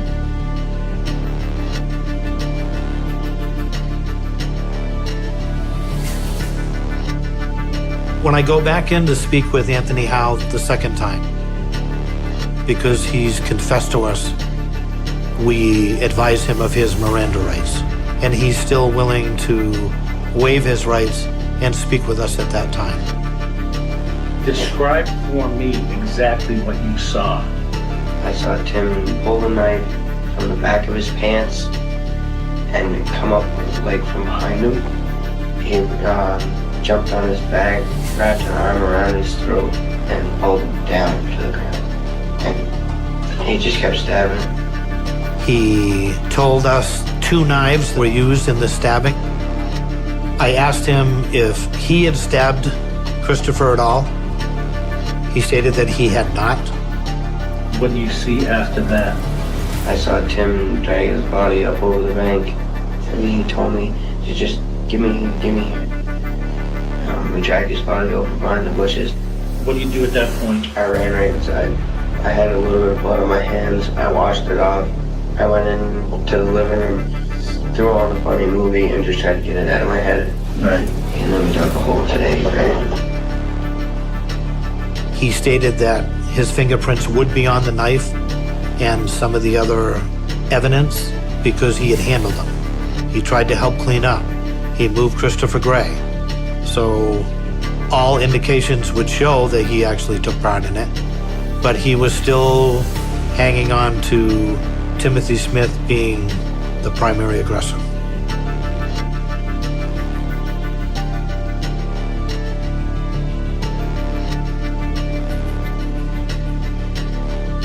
Timothy Smith is next for questioning. He went into an interview room. I was not in the interview at that time. I was in another room watching and listening. What happened? We're going back to the house. It was just me and him. We got in a big wall. We were fist fighting the whole night. And then We ended up wrestling down on the ground, and I ended up stabbing him a couple times. What did you end up stabbing him? My knife. What happened after this confrontation? I ended up putting him in the van for a day, so nobody didn't know. From there you took the body and did what with it? I put it behind Amber's house, dug a big hole and put him right in it. Okay. And when did you do that? Today. When he made this confession, he stated that he was sorry. He even offered and wanted to write a letter of apology to Chris's family.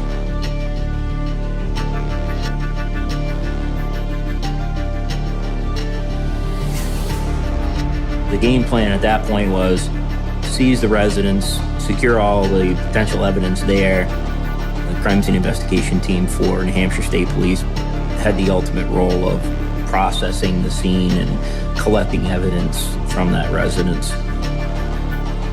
It was at that time that we recovered both of the knives, both in the location where Anthony Howe stated that they were.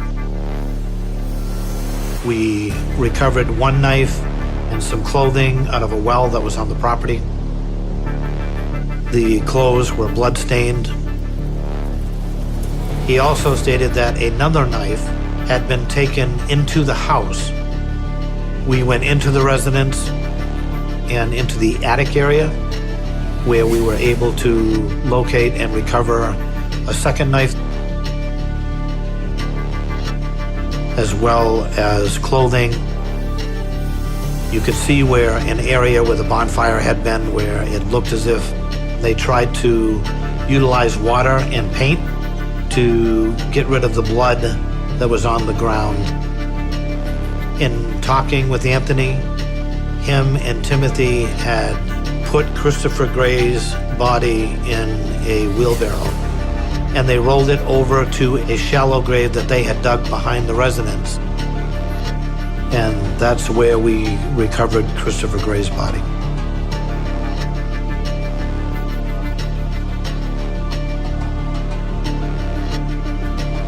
When you're removing that body, it's emotional, it's a process, it's hard, yeah, but this is what we do. It was at that time that we knew we had to make a notification to the family.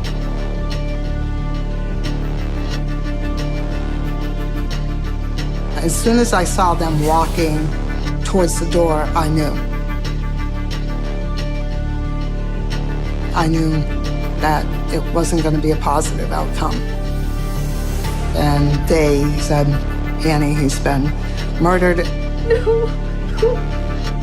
And of course I had thoughts of guilt that I was his guardian and I was supposed to be looking out for him, and how could this have, happened, and how was I going to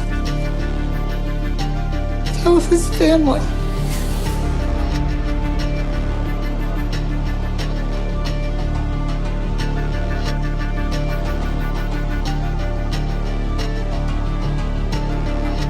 As a result of the information that we'd obtained so far, as well as the physical evidence, Timothy Smith and Anthony Howe were charged with murder.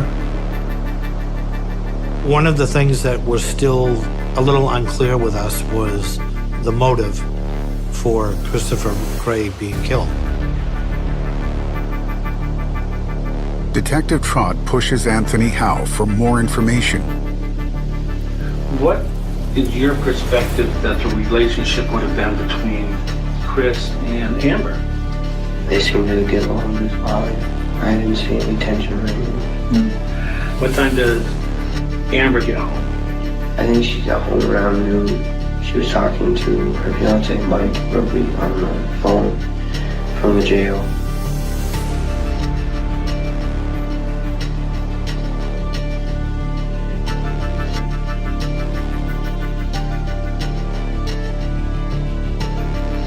Hi. Could you give me all the jail phone calls between Amber Talbot and Michael Robbie? investigators seize over 200 hours of jail phone calls between Amber and her incarcerated fiancé, Michael Roby.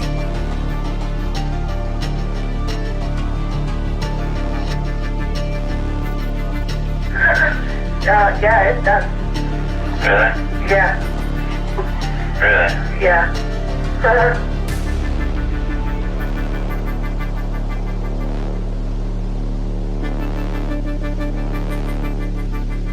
One of the phone conversations that we obtained consisted of Amber referring to Christopher being killed. Did we clean up this one? There's one more thing they have to do, and it's all done. Sweet. They killed the guy out. Sweet. This phone call obviously gives you a little bit of insight into the minds of these two people.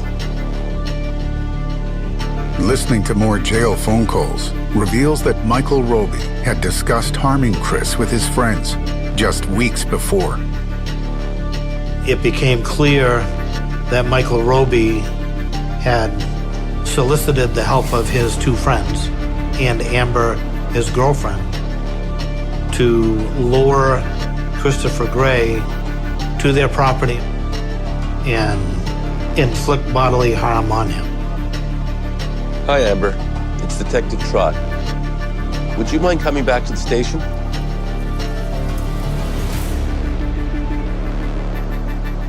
She was made aware of additional information and evidence that we had connecting her with this crime, more specifically her direct involvement in it.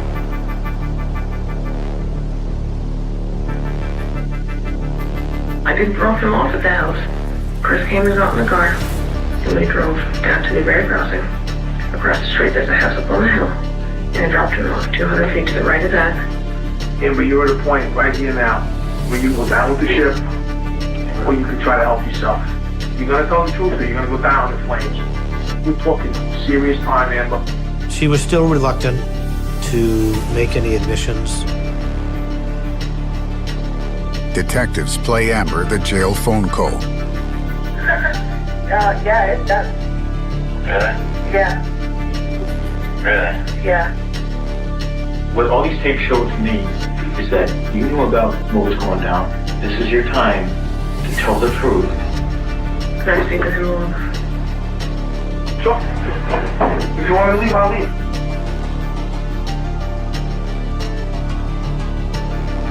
I know you know exactly what happened. Just tell me.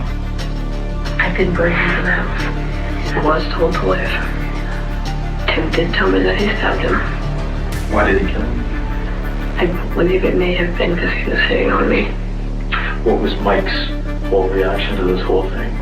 He was scared of losing me, which makes him very angry. Michael's very possessive, was very jealous, and very upset, angry, and taken back that Christopher Gray was hitting on his girlfriend while he was incarcerated. What did his anger lead him to do? I know Mike had said something about Chris was to be beat up. Tim had mentioned something about killing. Did you know that this was going to take place? That's what Tim told me, yes. Tim told you what? That he was going to kill him, and I told him not to. Okay. But you dropped him off anyways? Yes. There's really no emotion from her. There's no remorse. She was the bait. She was part of this. She encouraged it even. She's a true definition of a black-widowed spider as far as I'm concerned. It was very apparent that this was a crime that had been orchestrated behind bars by Michael Roby. A warrant was drawn up, and both Amber Talbert and Michael Roby were charged with conspiracy to commit murder. Timothy, Anthony, and Amber plead guilty to second-degree murder and conspiracy to commit murder. With no evidence of Michael Roby specifically asking his friends to kill Christopher, he receives a lesser charge. Michael Roby pleads guilty to assault, conspiracy to commit assault, hindering apprehension, and conspiracy to hinder apprehension. These participants were willing to lure Christopher Gray away from Walmart, which they did successfully, under the pretense that he was just going to be going to a bonfire with some new friends, probably feeling comfortable and happy that someone is showing him some attention.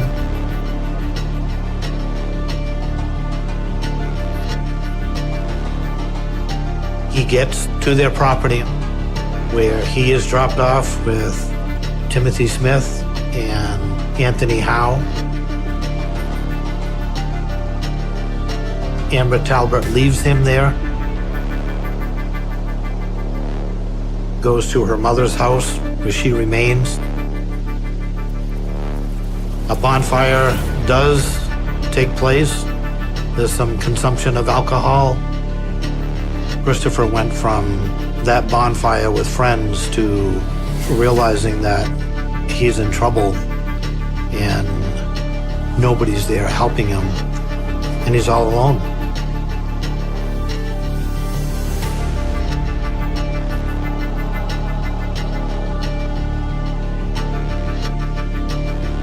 I can't imagine what he must have been thinking, feeling, experiencing.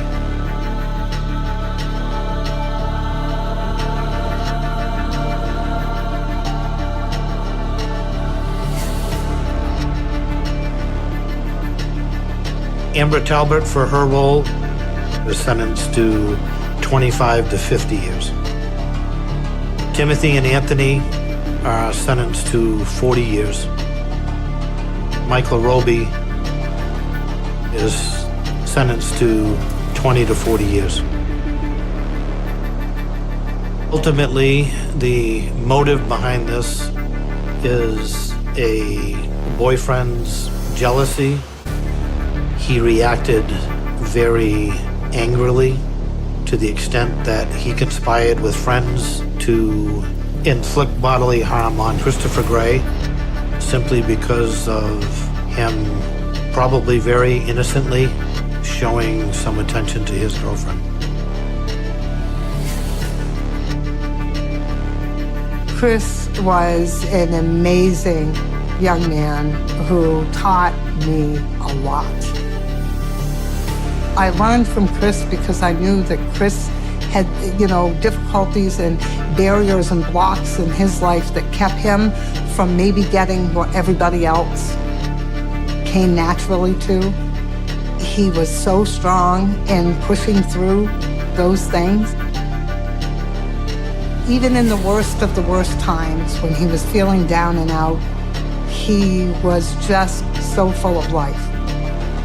And he just brought a sense of purpose to my life, knowing he would forever be watching over me, and that he, in fact, is my guardian.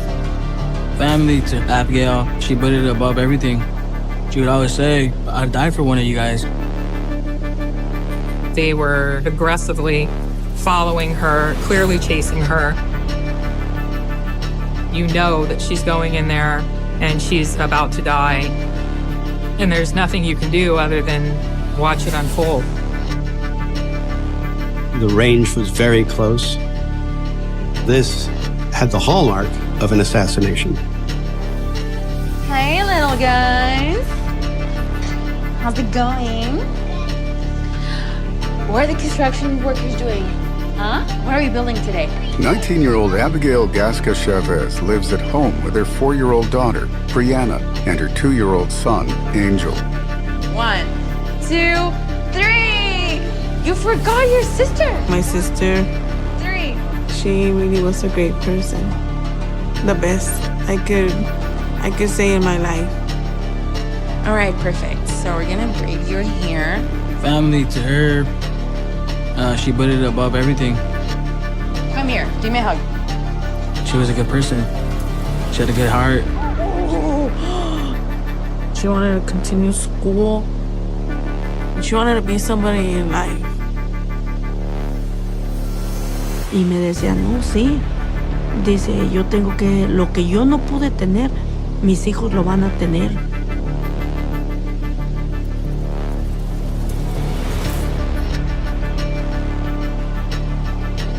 Later that day, Abigail's neighbor hears strange noises coming from her house.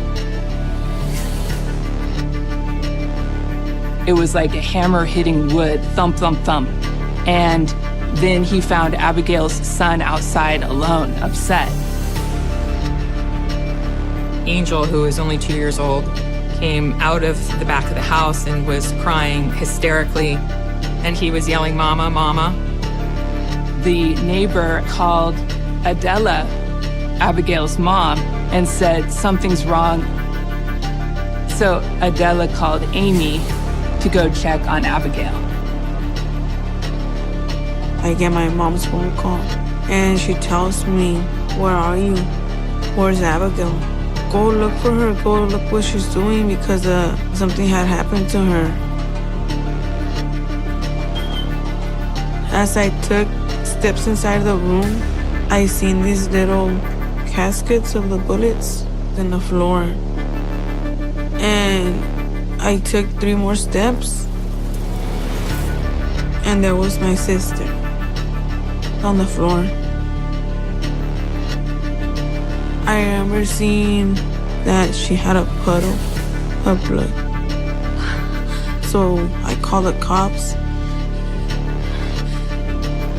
911, what's your emergency? So a 911 call came into our Monterey Communications Center. It was from Amy Gasca. She was quite panicked. She said that her sister had a lot of blood on her face. So they dispatched police immediately out to the house. 2 officers from Greenfield Police Department arrived, and they were initially unclear about what had happened. Amy was quite hysterical and said that her sister was hurt and down in the living room. She didn't know if she was dead. Okay, Amy, from Officer Mendoza. So right now it's very important for us to get as much information as we can, okay? I was with her. Okay.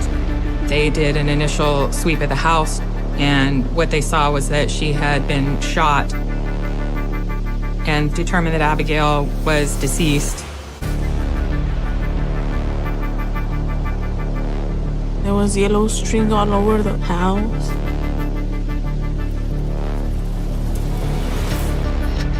And they let me know that my sister was no longer with me.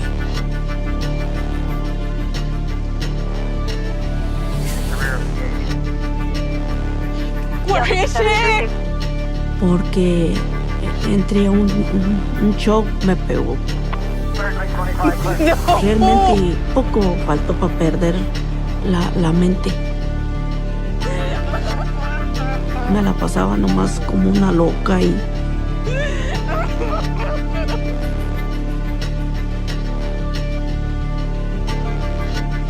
I received a telephone call, said that they'd had a homicide in Greenfield.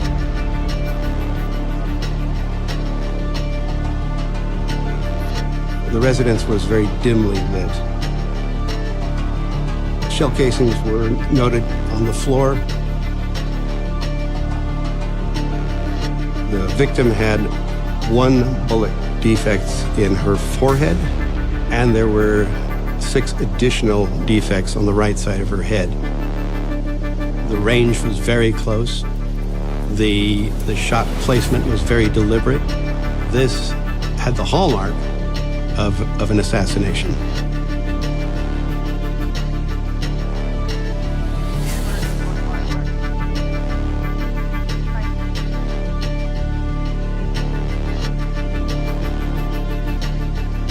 She had been shot point blank 7 times to the head at close range, and nothing had been disturbed in the house. To me, that tells me this is a crime of rage. This is somebody that knew her. This is a dangerous person who's armed and on the run. And it's imperative we talk to family and find out who were the people closely involved with the victim.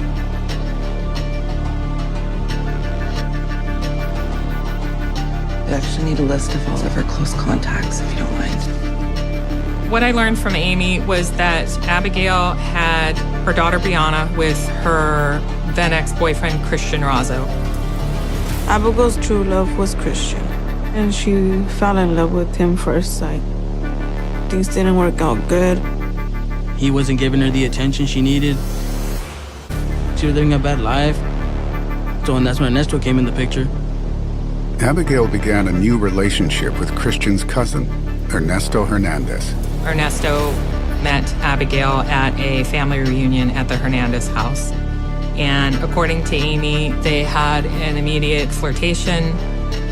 Ernesto comes in and shows that he has money, he's working, he has a stable job, and this and that, and he's showing love, attention. Well, she fell for it.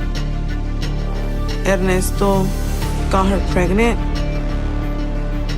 And well, Christian and her, they were no longer together. Do you have any recent photographs of Christian, Ernesto? Christian was unhappy with the fact that she was dating Ernesto. We deal with a lot of domestic violence, and jealousy obviously plays a huge role in a lot of those incidences. So we wanted to track Christian down as quickly as possible to see what his involvement was. Greenfield Police Department started canvassing the crime scene and local areas for any type of surveillance cameras. We were able to locate 3 residences that had a view of Abigail's house. We were very hopeful that we were able to catch the suspect leaving.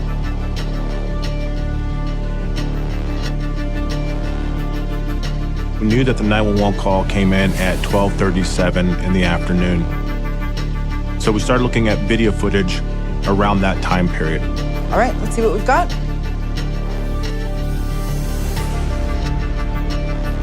Abigail's house is in the top left of frame.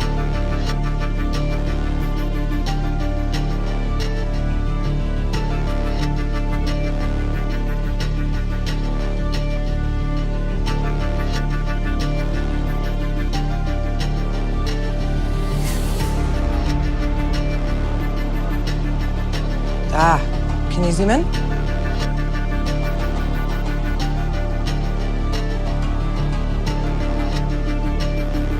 Looks like Abigail's car. At 12:34, Abigail arrives home in her gray Mazda Tribute and parks in the driveway. Okay, play on.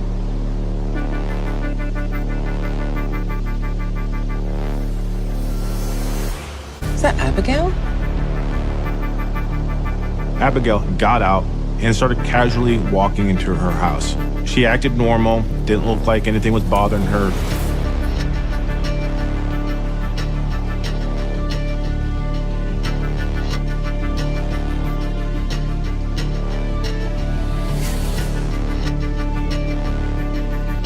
Wow.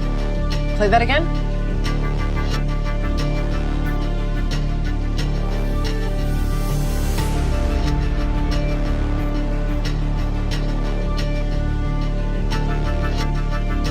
Stop. Zoom in. Approximately 1 minute after Abigail being inside the house, a male suspect comes running out with a hoodie and running away on foot. That's the murderer. That's the person we need to find.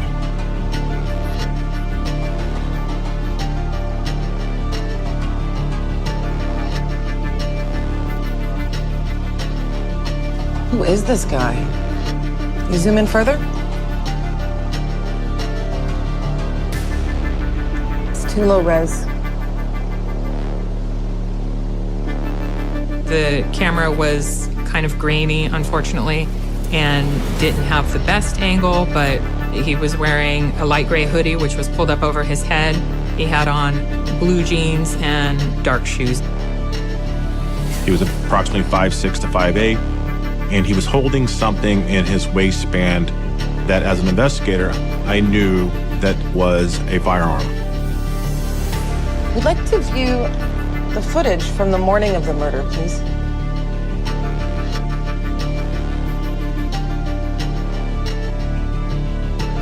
It's always important to look at the time around the 911 call, but investigators are also concerned about what happened in the hours leading up to her death.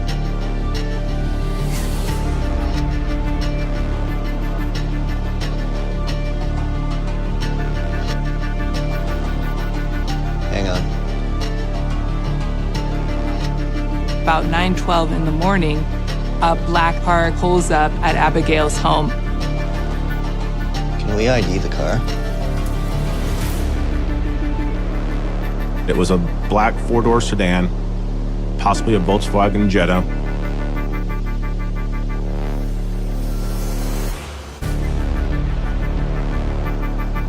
The person coming out of the house seems to be Abigail and approaches the car multiple times. This person is kind of in Abigail's space, pinning her car in there. Her car can't exit. Is this an argument? We could not hear what they were saying, but based on the visual demeanors of both parties, it did look like they were involved in an argument.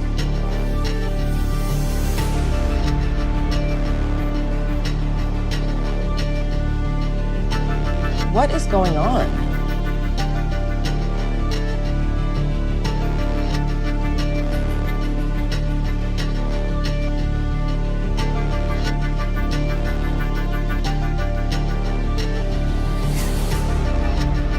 This black car is parked behind her little SUV, and it eventually backs out kind of grudgingly. Abigail exits, and this vehicle actually flips around to travel in the same direction as her.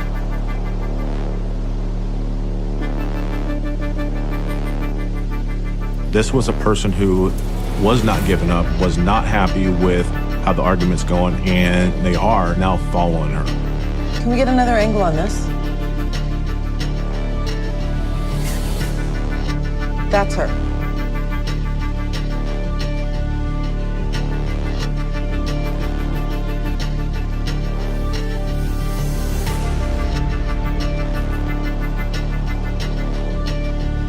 Show that again.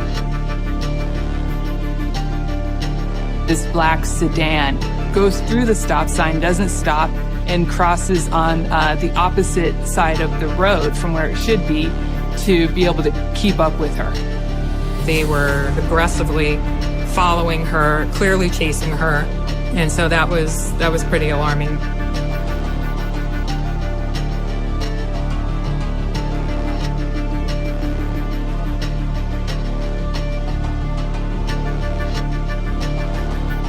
Approximately 10 minutes later, you see Abigail returning back to her house.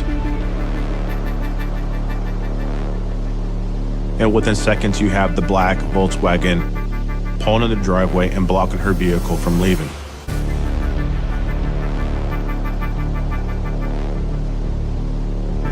You can see the person who has exited this black sedan wearing, it looks like a gray sweatshirt. That's the person that was wearing the same clothing as the person running from the house after the shooting.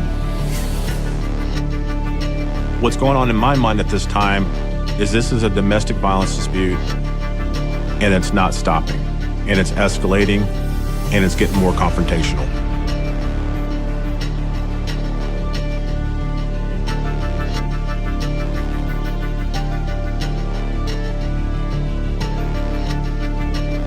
At 9:50, you see Abigail leaving the residence again, and this time in a hurry. Shortly afterwards, you see the same black Volkswagen vehicle chasing her down the street again. She looks like she's being harassed, and she's clearly trying to flee him at that point. Do we see him return to the house?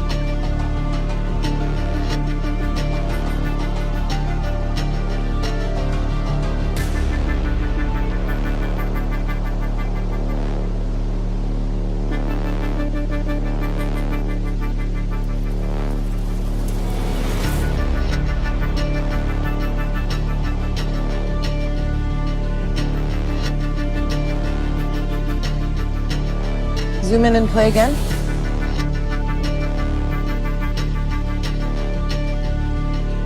At approximately 12:21 in the afternoon, the same person that Abigail's having arguments with throughout the day show up on the residence on foot. This person goes up to the front part of the house, peeks through a window, then goes along the side of the house, and this person ends up going through the rear house door. Okay, what happens next?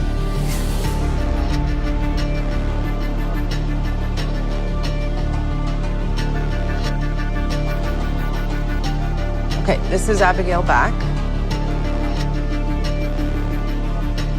After the suspect has been inside the house waiting for Abigail to return home, she arrives 5 minutes later.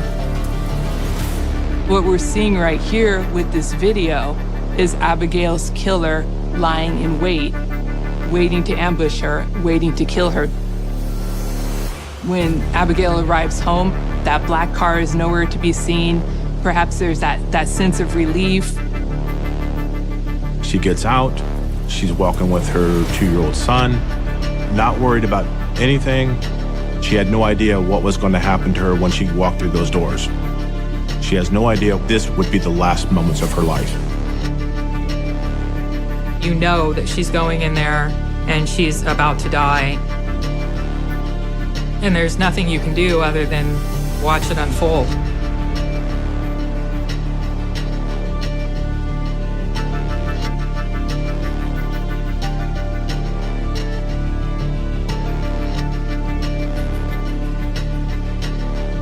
And approximately 56 seconds later, you see the male subject running out. There was no doubt in my mind at this point that what we were seeing was the murderer leaving after he had shot her.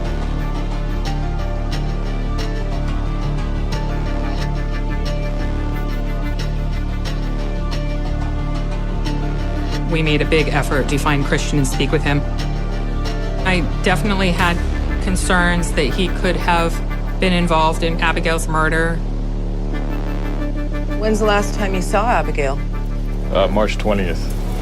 But she'd been texting me. She said she wanted to get back together with me. He did confirm that they had broken up, but that they had been seeing each other for the last month and were talking about getting back together. Do you think Ernesto realized this? We had learned that Ernesto had been in and out of trouble throughout most of his life. He was part of a Norteño criminal street gang. We know that this type of violent behavior was in execution. And that's typical with criminal street gangs. I was able to confirm through Christian's work that he was at work that day, so he couldn't have been involved in the homicide. Christian was cooperating with law enforcement, gave his statement, and he was quickly eliminated as a suspect in this investigation.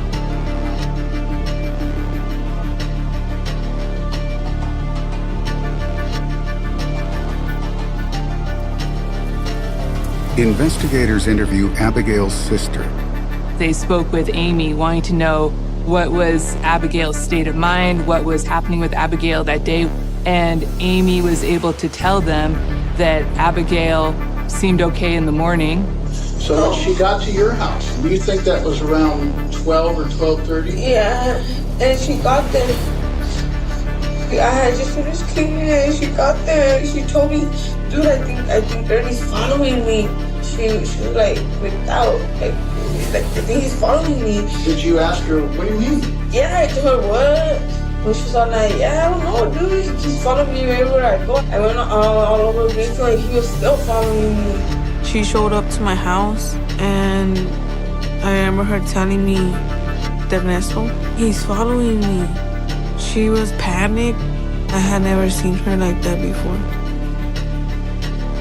Dude, this guy is stalking me. He's outside my house, keeps on stalking me. Then I told her, nah. And she's like, for real? And I just ignored her. And did you see him? I never seen him, I'm just in the car. Why all of a sudden would he be stalking her? Because she didn't want to be with him anymore. I just remember her telling me that she was not going to be with him no more. She told me she told Ernie about the way she felt about Christian. And she said that Abigail wanted to get back with Christian and that she was planning to break up with Ernesto that day. Ernesto Hernandez became the focal point of this investigation, the key person of interest in this investigation, but he was nowhere to be found, and we needed to find him quickly. investigators subpoena Ernesto Hernandez's cell phone records and put out a bolo for his black Volkswagen. We had searched everywhere that we could in the immediate area for Ernesto, and we could not locate him.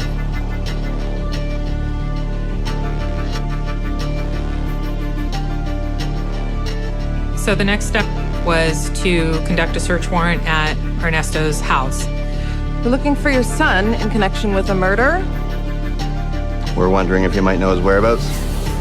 His mom said that he had actually come home that day, and he had been home for just a short while, and then he left. She didn't know where he was going, but in talking to her about where he might go, she said that they had family in Mexico, so we had a good starting point based on that information. We needed to find him. We know that he's armed. We know that he's dangerous.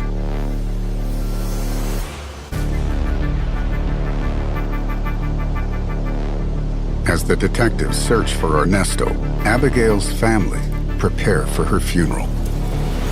I couldn't even take care of myself because every time I would close my eyes, I would just see my sister.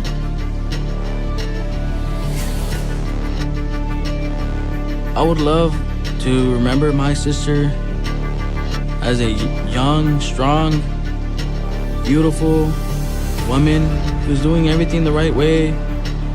Todos los días la recuerdo. Algo muy triste. Me voy a llevar el día que me muera.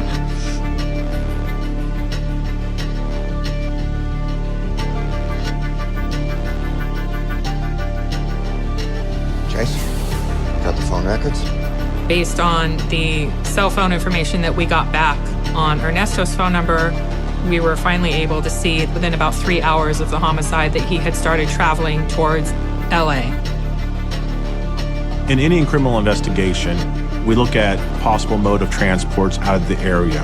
A person that just committed a violent homicide, he's not going to stay local where people recognize him. He's going to go on the run. Ernesto would know that his car was wanted for murder, so he would want to get rid of that car as quickly as possible. Investigators check the Greyhound bus station in LA. They confirmed that there was footage of a person matching Ernesto's description. Tracy ended up driving down there, and we were able to retrieve that surveillance.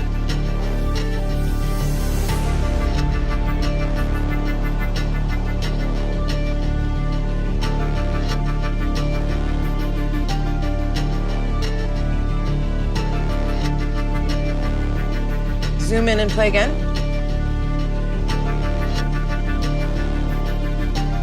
We see him arriving at the Greyhound bus station parking lot.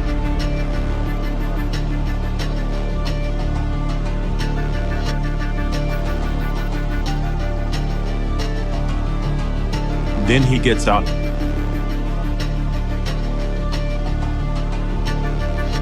We'll see where he goes.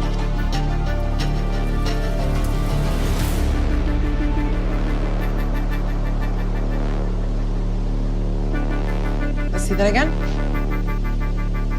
He walks into the Greyhound bus station wearing the exact same clothing that he did when he killed Abigail.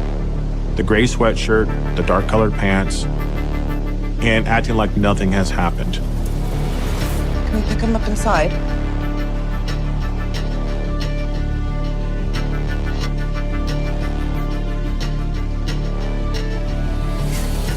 Zoom in on his face.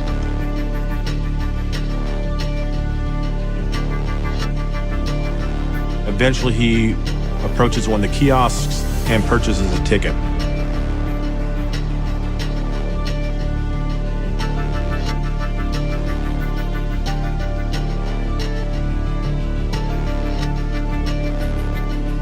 We need to know which bus he gets on.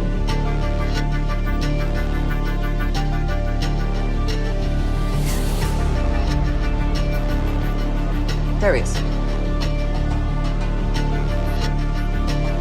Ernesto exits the ticket office and boards a bus.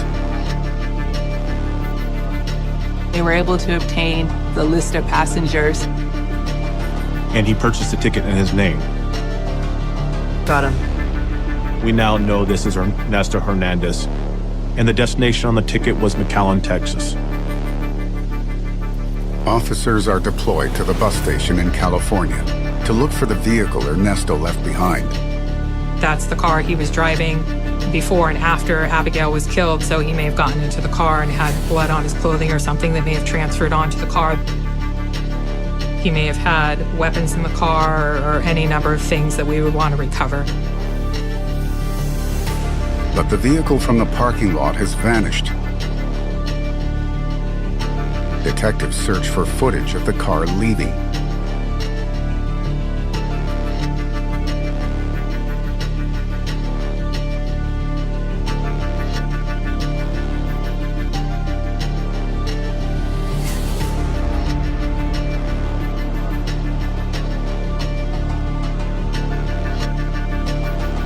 Show that again?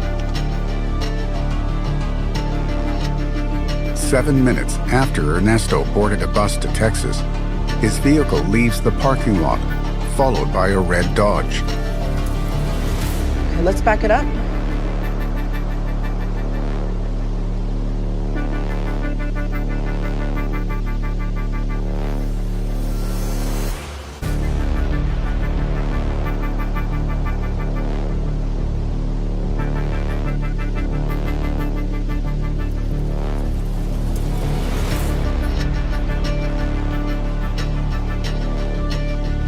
I see that they pull in right next to where Ernesto has parked his black VW Jetta.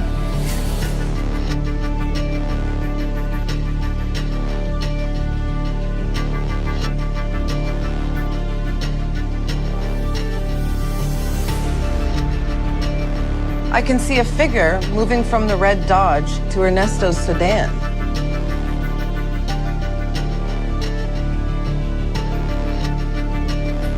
Show me the car's exit again. I see both the Dodge Magnum back out and the VW Jetta, so they've clearly retrieved a key from somewhere, and you see both cars following one another out of the parking lot. Somebody had been in contact with Ernesto, and that they had clearly come there to retrieve that car for him. We need to find out who's removed Ernesto's car. Detectives mine Ernesto's cell phone records. One of the things that was significant from his call logs was that after Abigail's death, his calls with his brother, Abel, spiked. Were other people involved? Are we looking for co-conspirators? We didn't know at that point.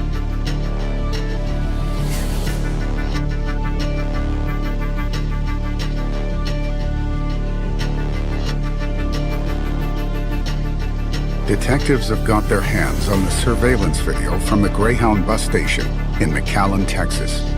We needed to find out if Ernesto was still in Texas or someplace else. The bus arrived around 12:40, so can we watch it from there?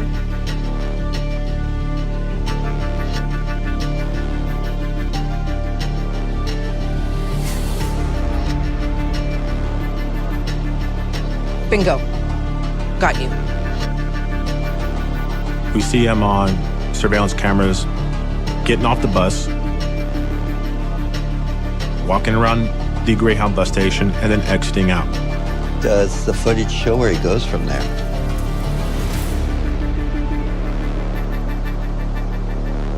Damn.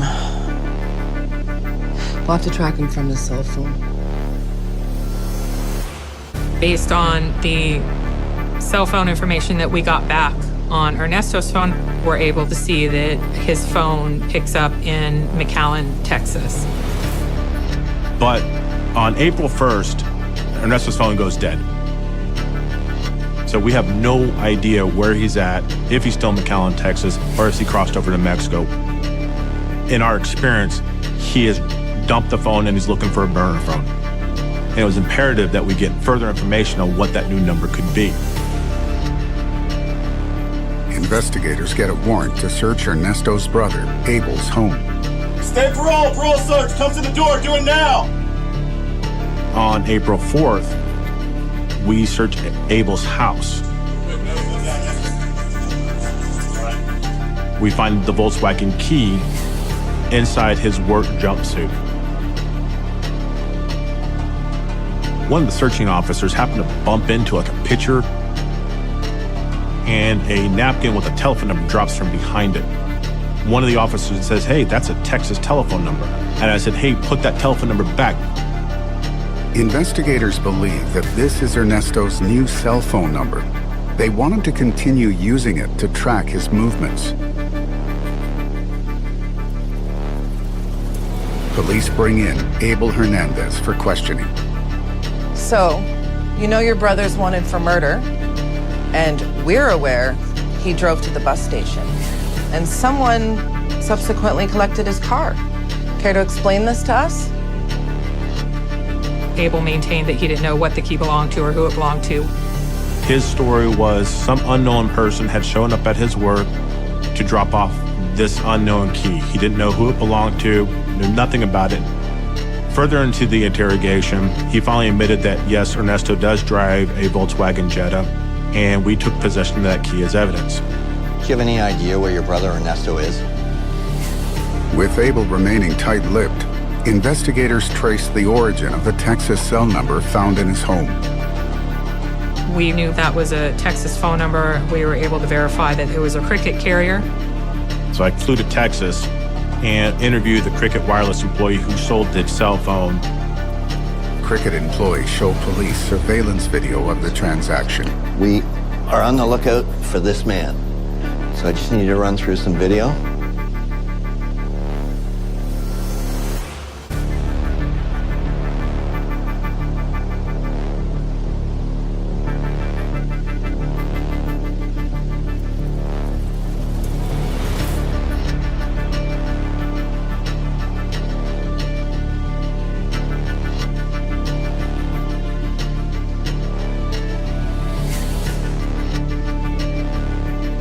Stop. Zoom in. That's him. And it is clear at that point that that is Ernesto Hernandez. Police request the location data from Ernesto's new phone. When we find the new telephone number for Ernesto Hernandez, we do see movement towards the border to Mexico, and then we see him cross over into Mexico, and we lose track of him. We've lost him. In my experience, when somebody disappears into Mexico, it is hard, if not impossible, to bring them back.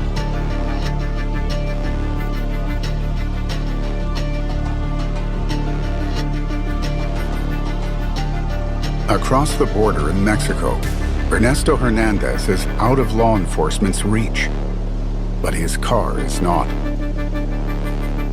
Eventually, Greenfield police found Ernesto's car back in Greenfield, about 2 to 3 streets from the victim's house. It matches the video where we see the same car following Abigail. With the key that was found on Abel's work clothes, we've opened the car door. The inside of the vehicle had been wiped down, but inside the car was ammunition box foam that matched a .32 caliber pistol, which was the same caliber that was used to kill Abigail. While evidence stacks up against Ernesto, investigators still need to prove that Ernesto's brother, Abel, helped him escape. We examined Abel's call detail records. Inside Abel's cell phone was a photograph of a CHP ticket that he had received the day of the murder heading down to LA. The ticket was issued to Abel's brother, Rigoberto. He was driving, Abel was the front passenger. They were inside a maroon Dodge Magnum. It's the same vehicle that was at the bus station. Based on that vehicle description, we went back to the Greyhound bus station surveillance footage that showed when that car arrived into the Greyhound bus station. You see Abel Hernandez getting into the black Volkswagen Jetta and driving off in it. And you see the Dodge Magnum following the vehicle out of camera view. Based on this evidence, the district attorney's office issues arrest warrants for Abel, and we take him into custody. Rigoberto Hernandez, who drove Abel to pick up Ernesto's vehicle, is not believed to have had any knowledge or involvement in the crime and faces no charges. Meanwhile, Mexican law enforcement is hunting for Ernesto Hernandez. We were eventually contacted by Mexican authorities who said that they had Ernesto in custody and that he would be extradited out of Mexico within 24 hours. So it was a huge sense of relief to have him in custody and to know that we had finally found him.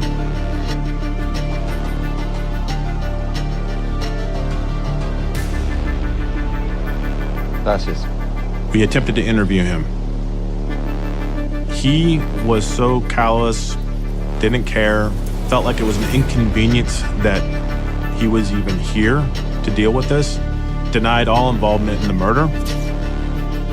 Ernesto Hernandez is charged with the first-degree murder of Abigail Gasca Chavez. The following morning, we were transporting him back to Monterey County, and during the entire trip home, all he wanted to know was, how did you catch me? Didn't care about Abigail, never asked about her. On December 8th, 2017, he sees his day in court.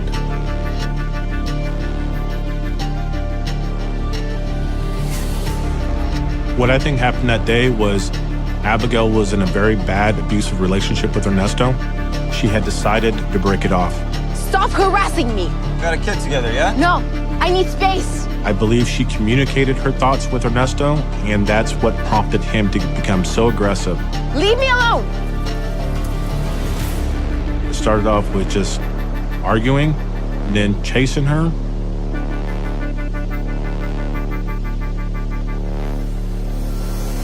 And then lying and waiting for her to come home, so he had his golden opportunity to shoot her. Wait for me! Wait for me! And Where's mommy? show her who's boss in his mind.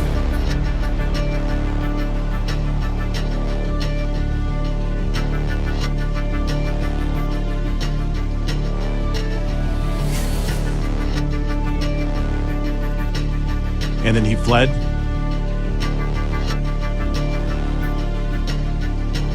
He was just a cold-blooded killer.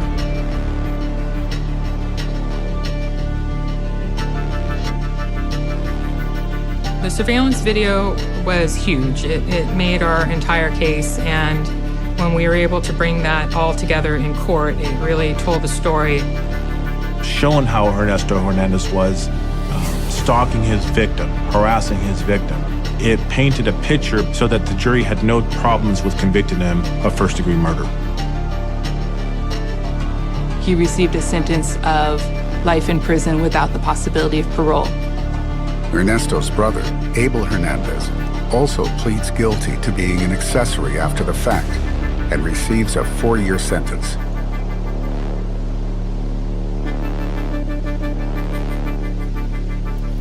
My sister finally got her justice and she can now rest in peace. A veces los padres nos equivocamos porque, y se los digo a los padres, porque cuando se le van para siempre. Se fue mi hija. Se fue. Es un vacío que no lo he podido llenar ni lo voy a llenar ya. I didn't just lose a sister, a friend. I lost a part of me. It's a pain we have to learn to live with. It's a pain that no matter what time, what day it is, it'll always be there.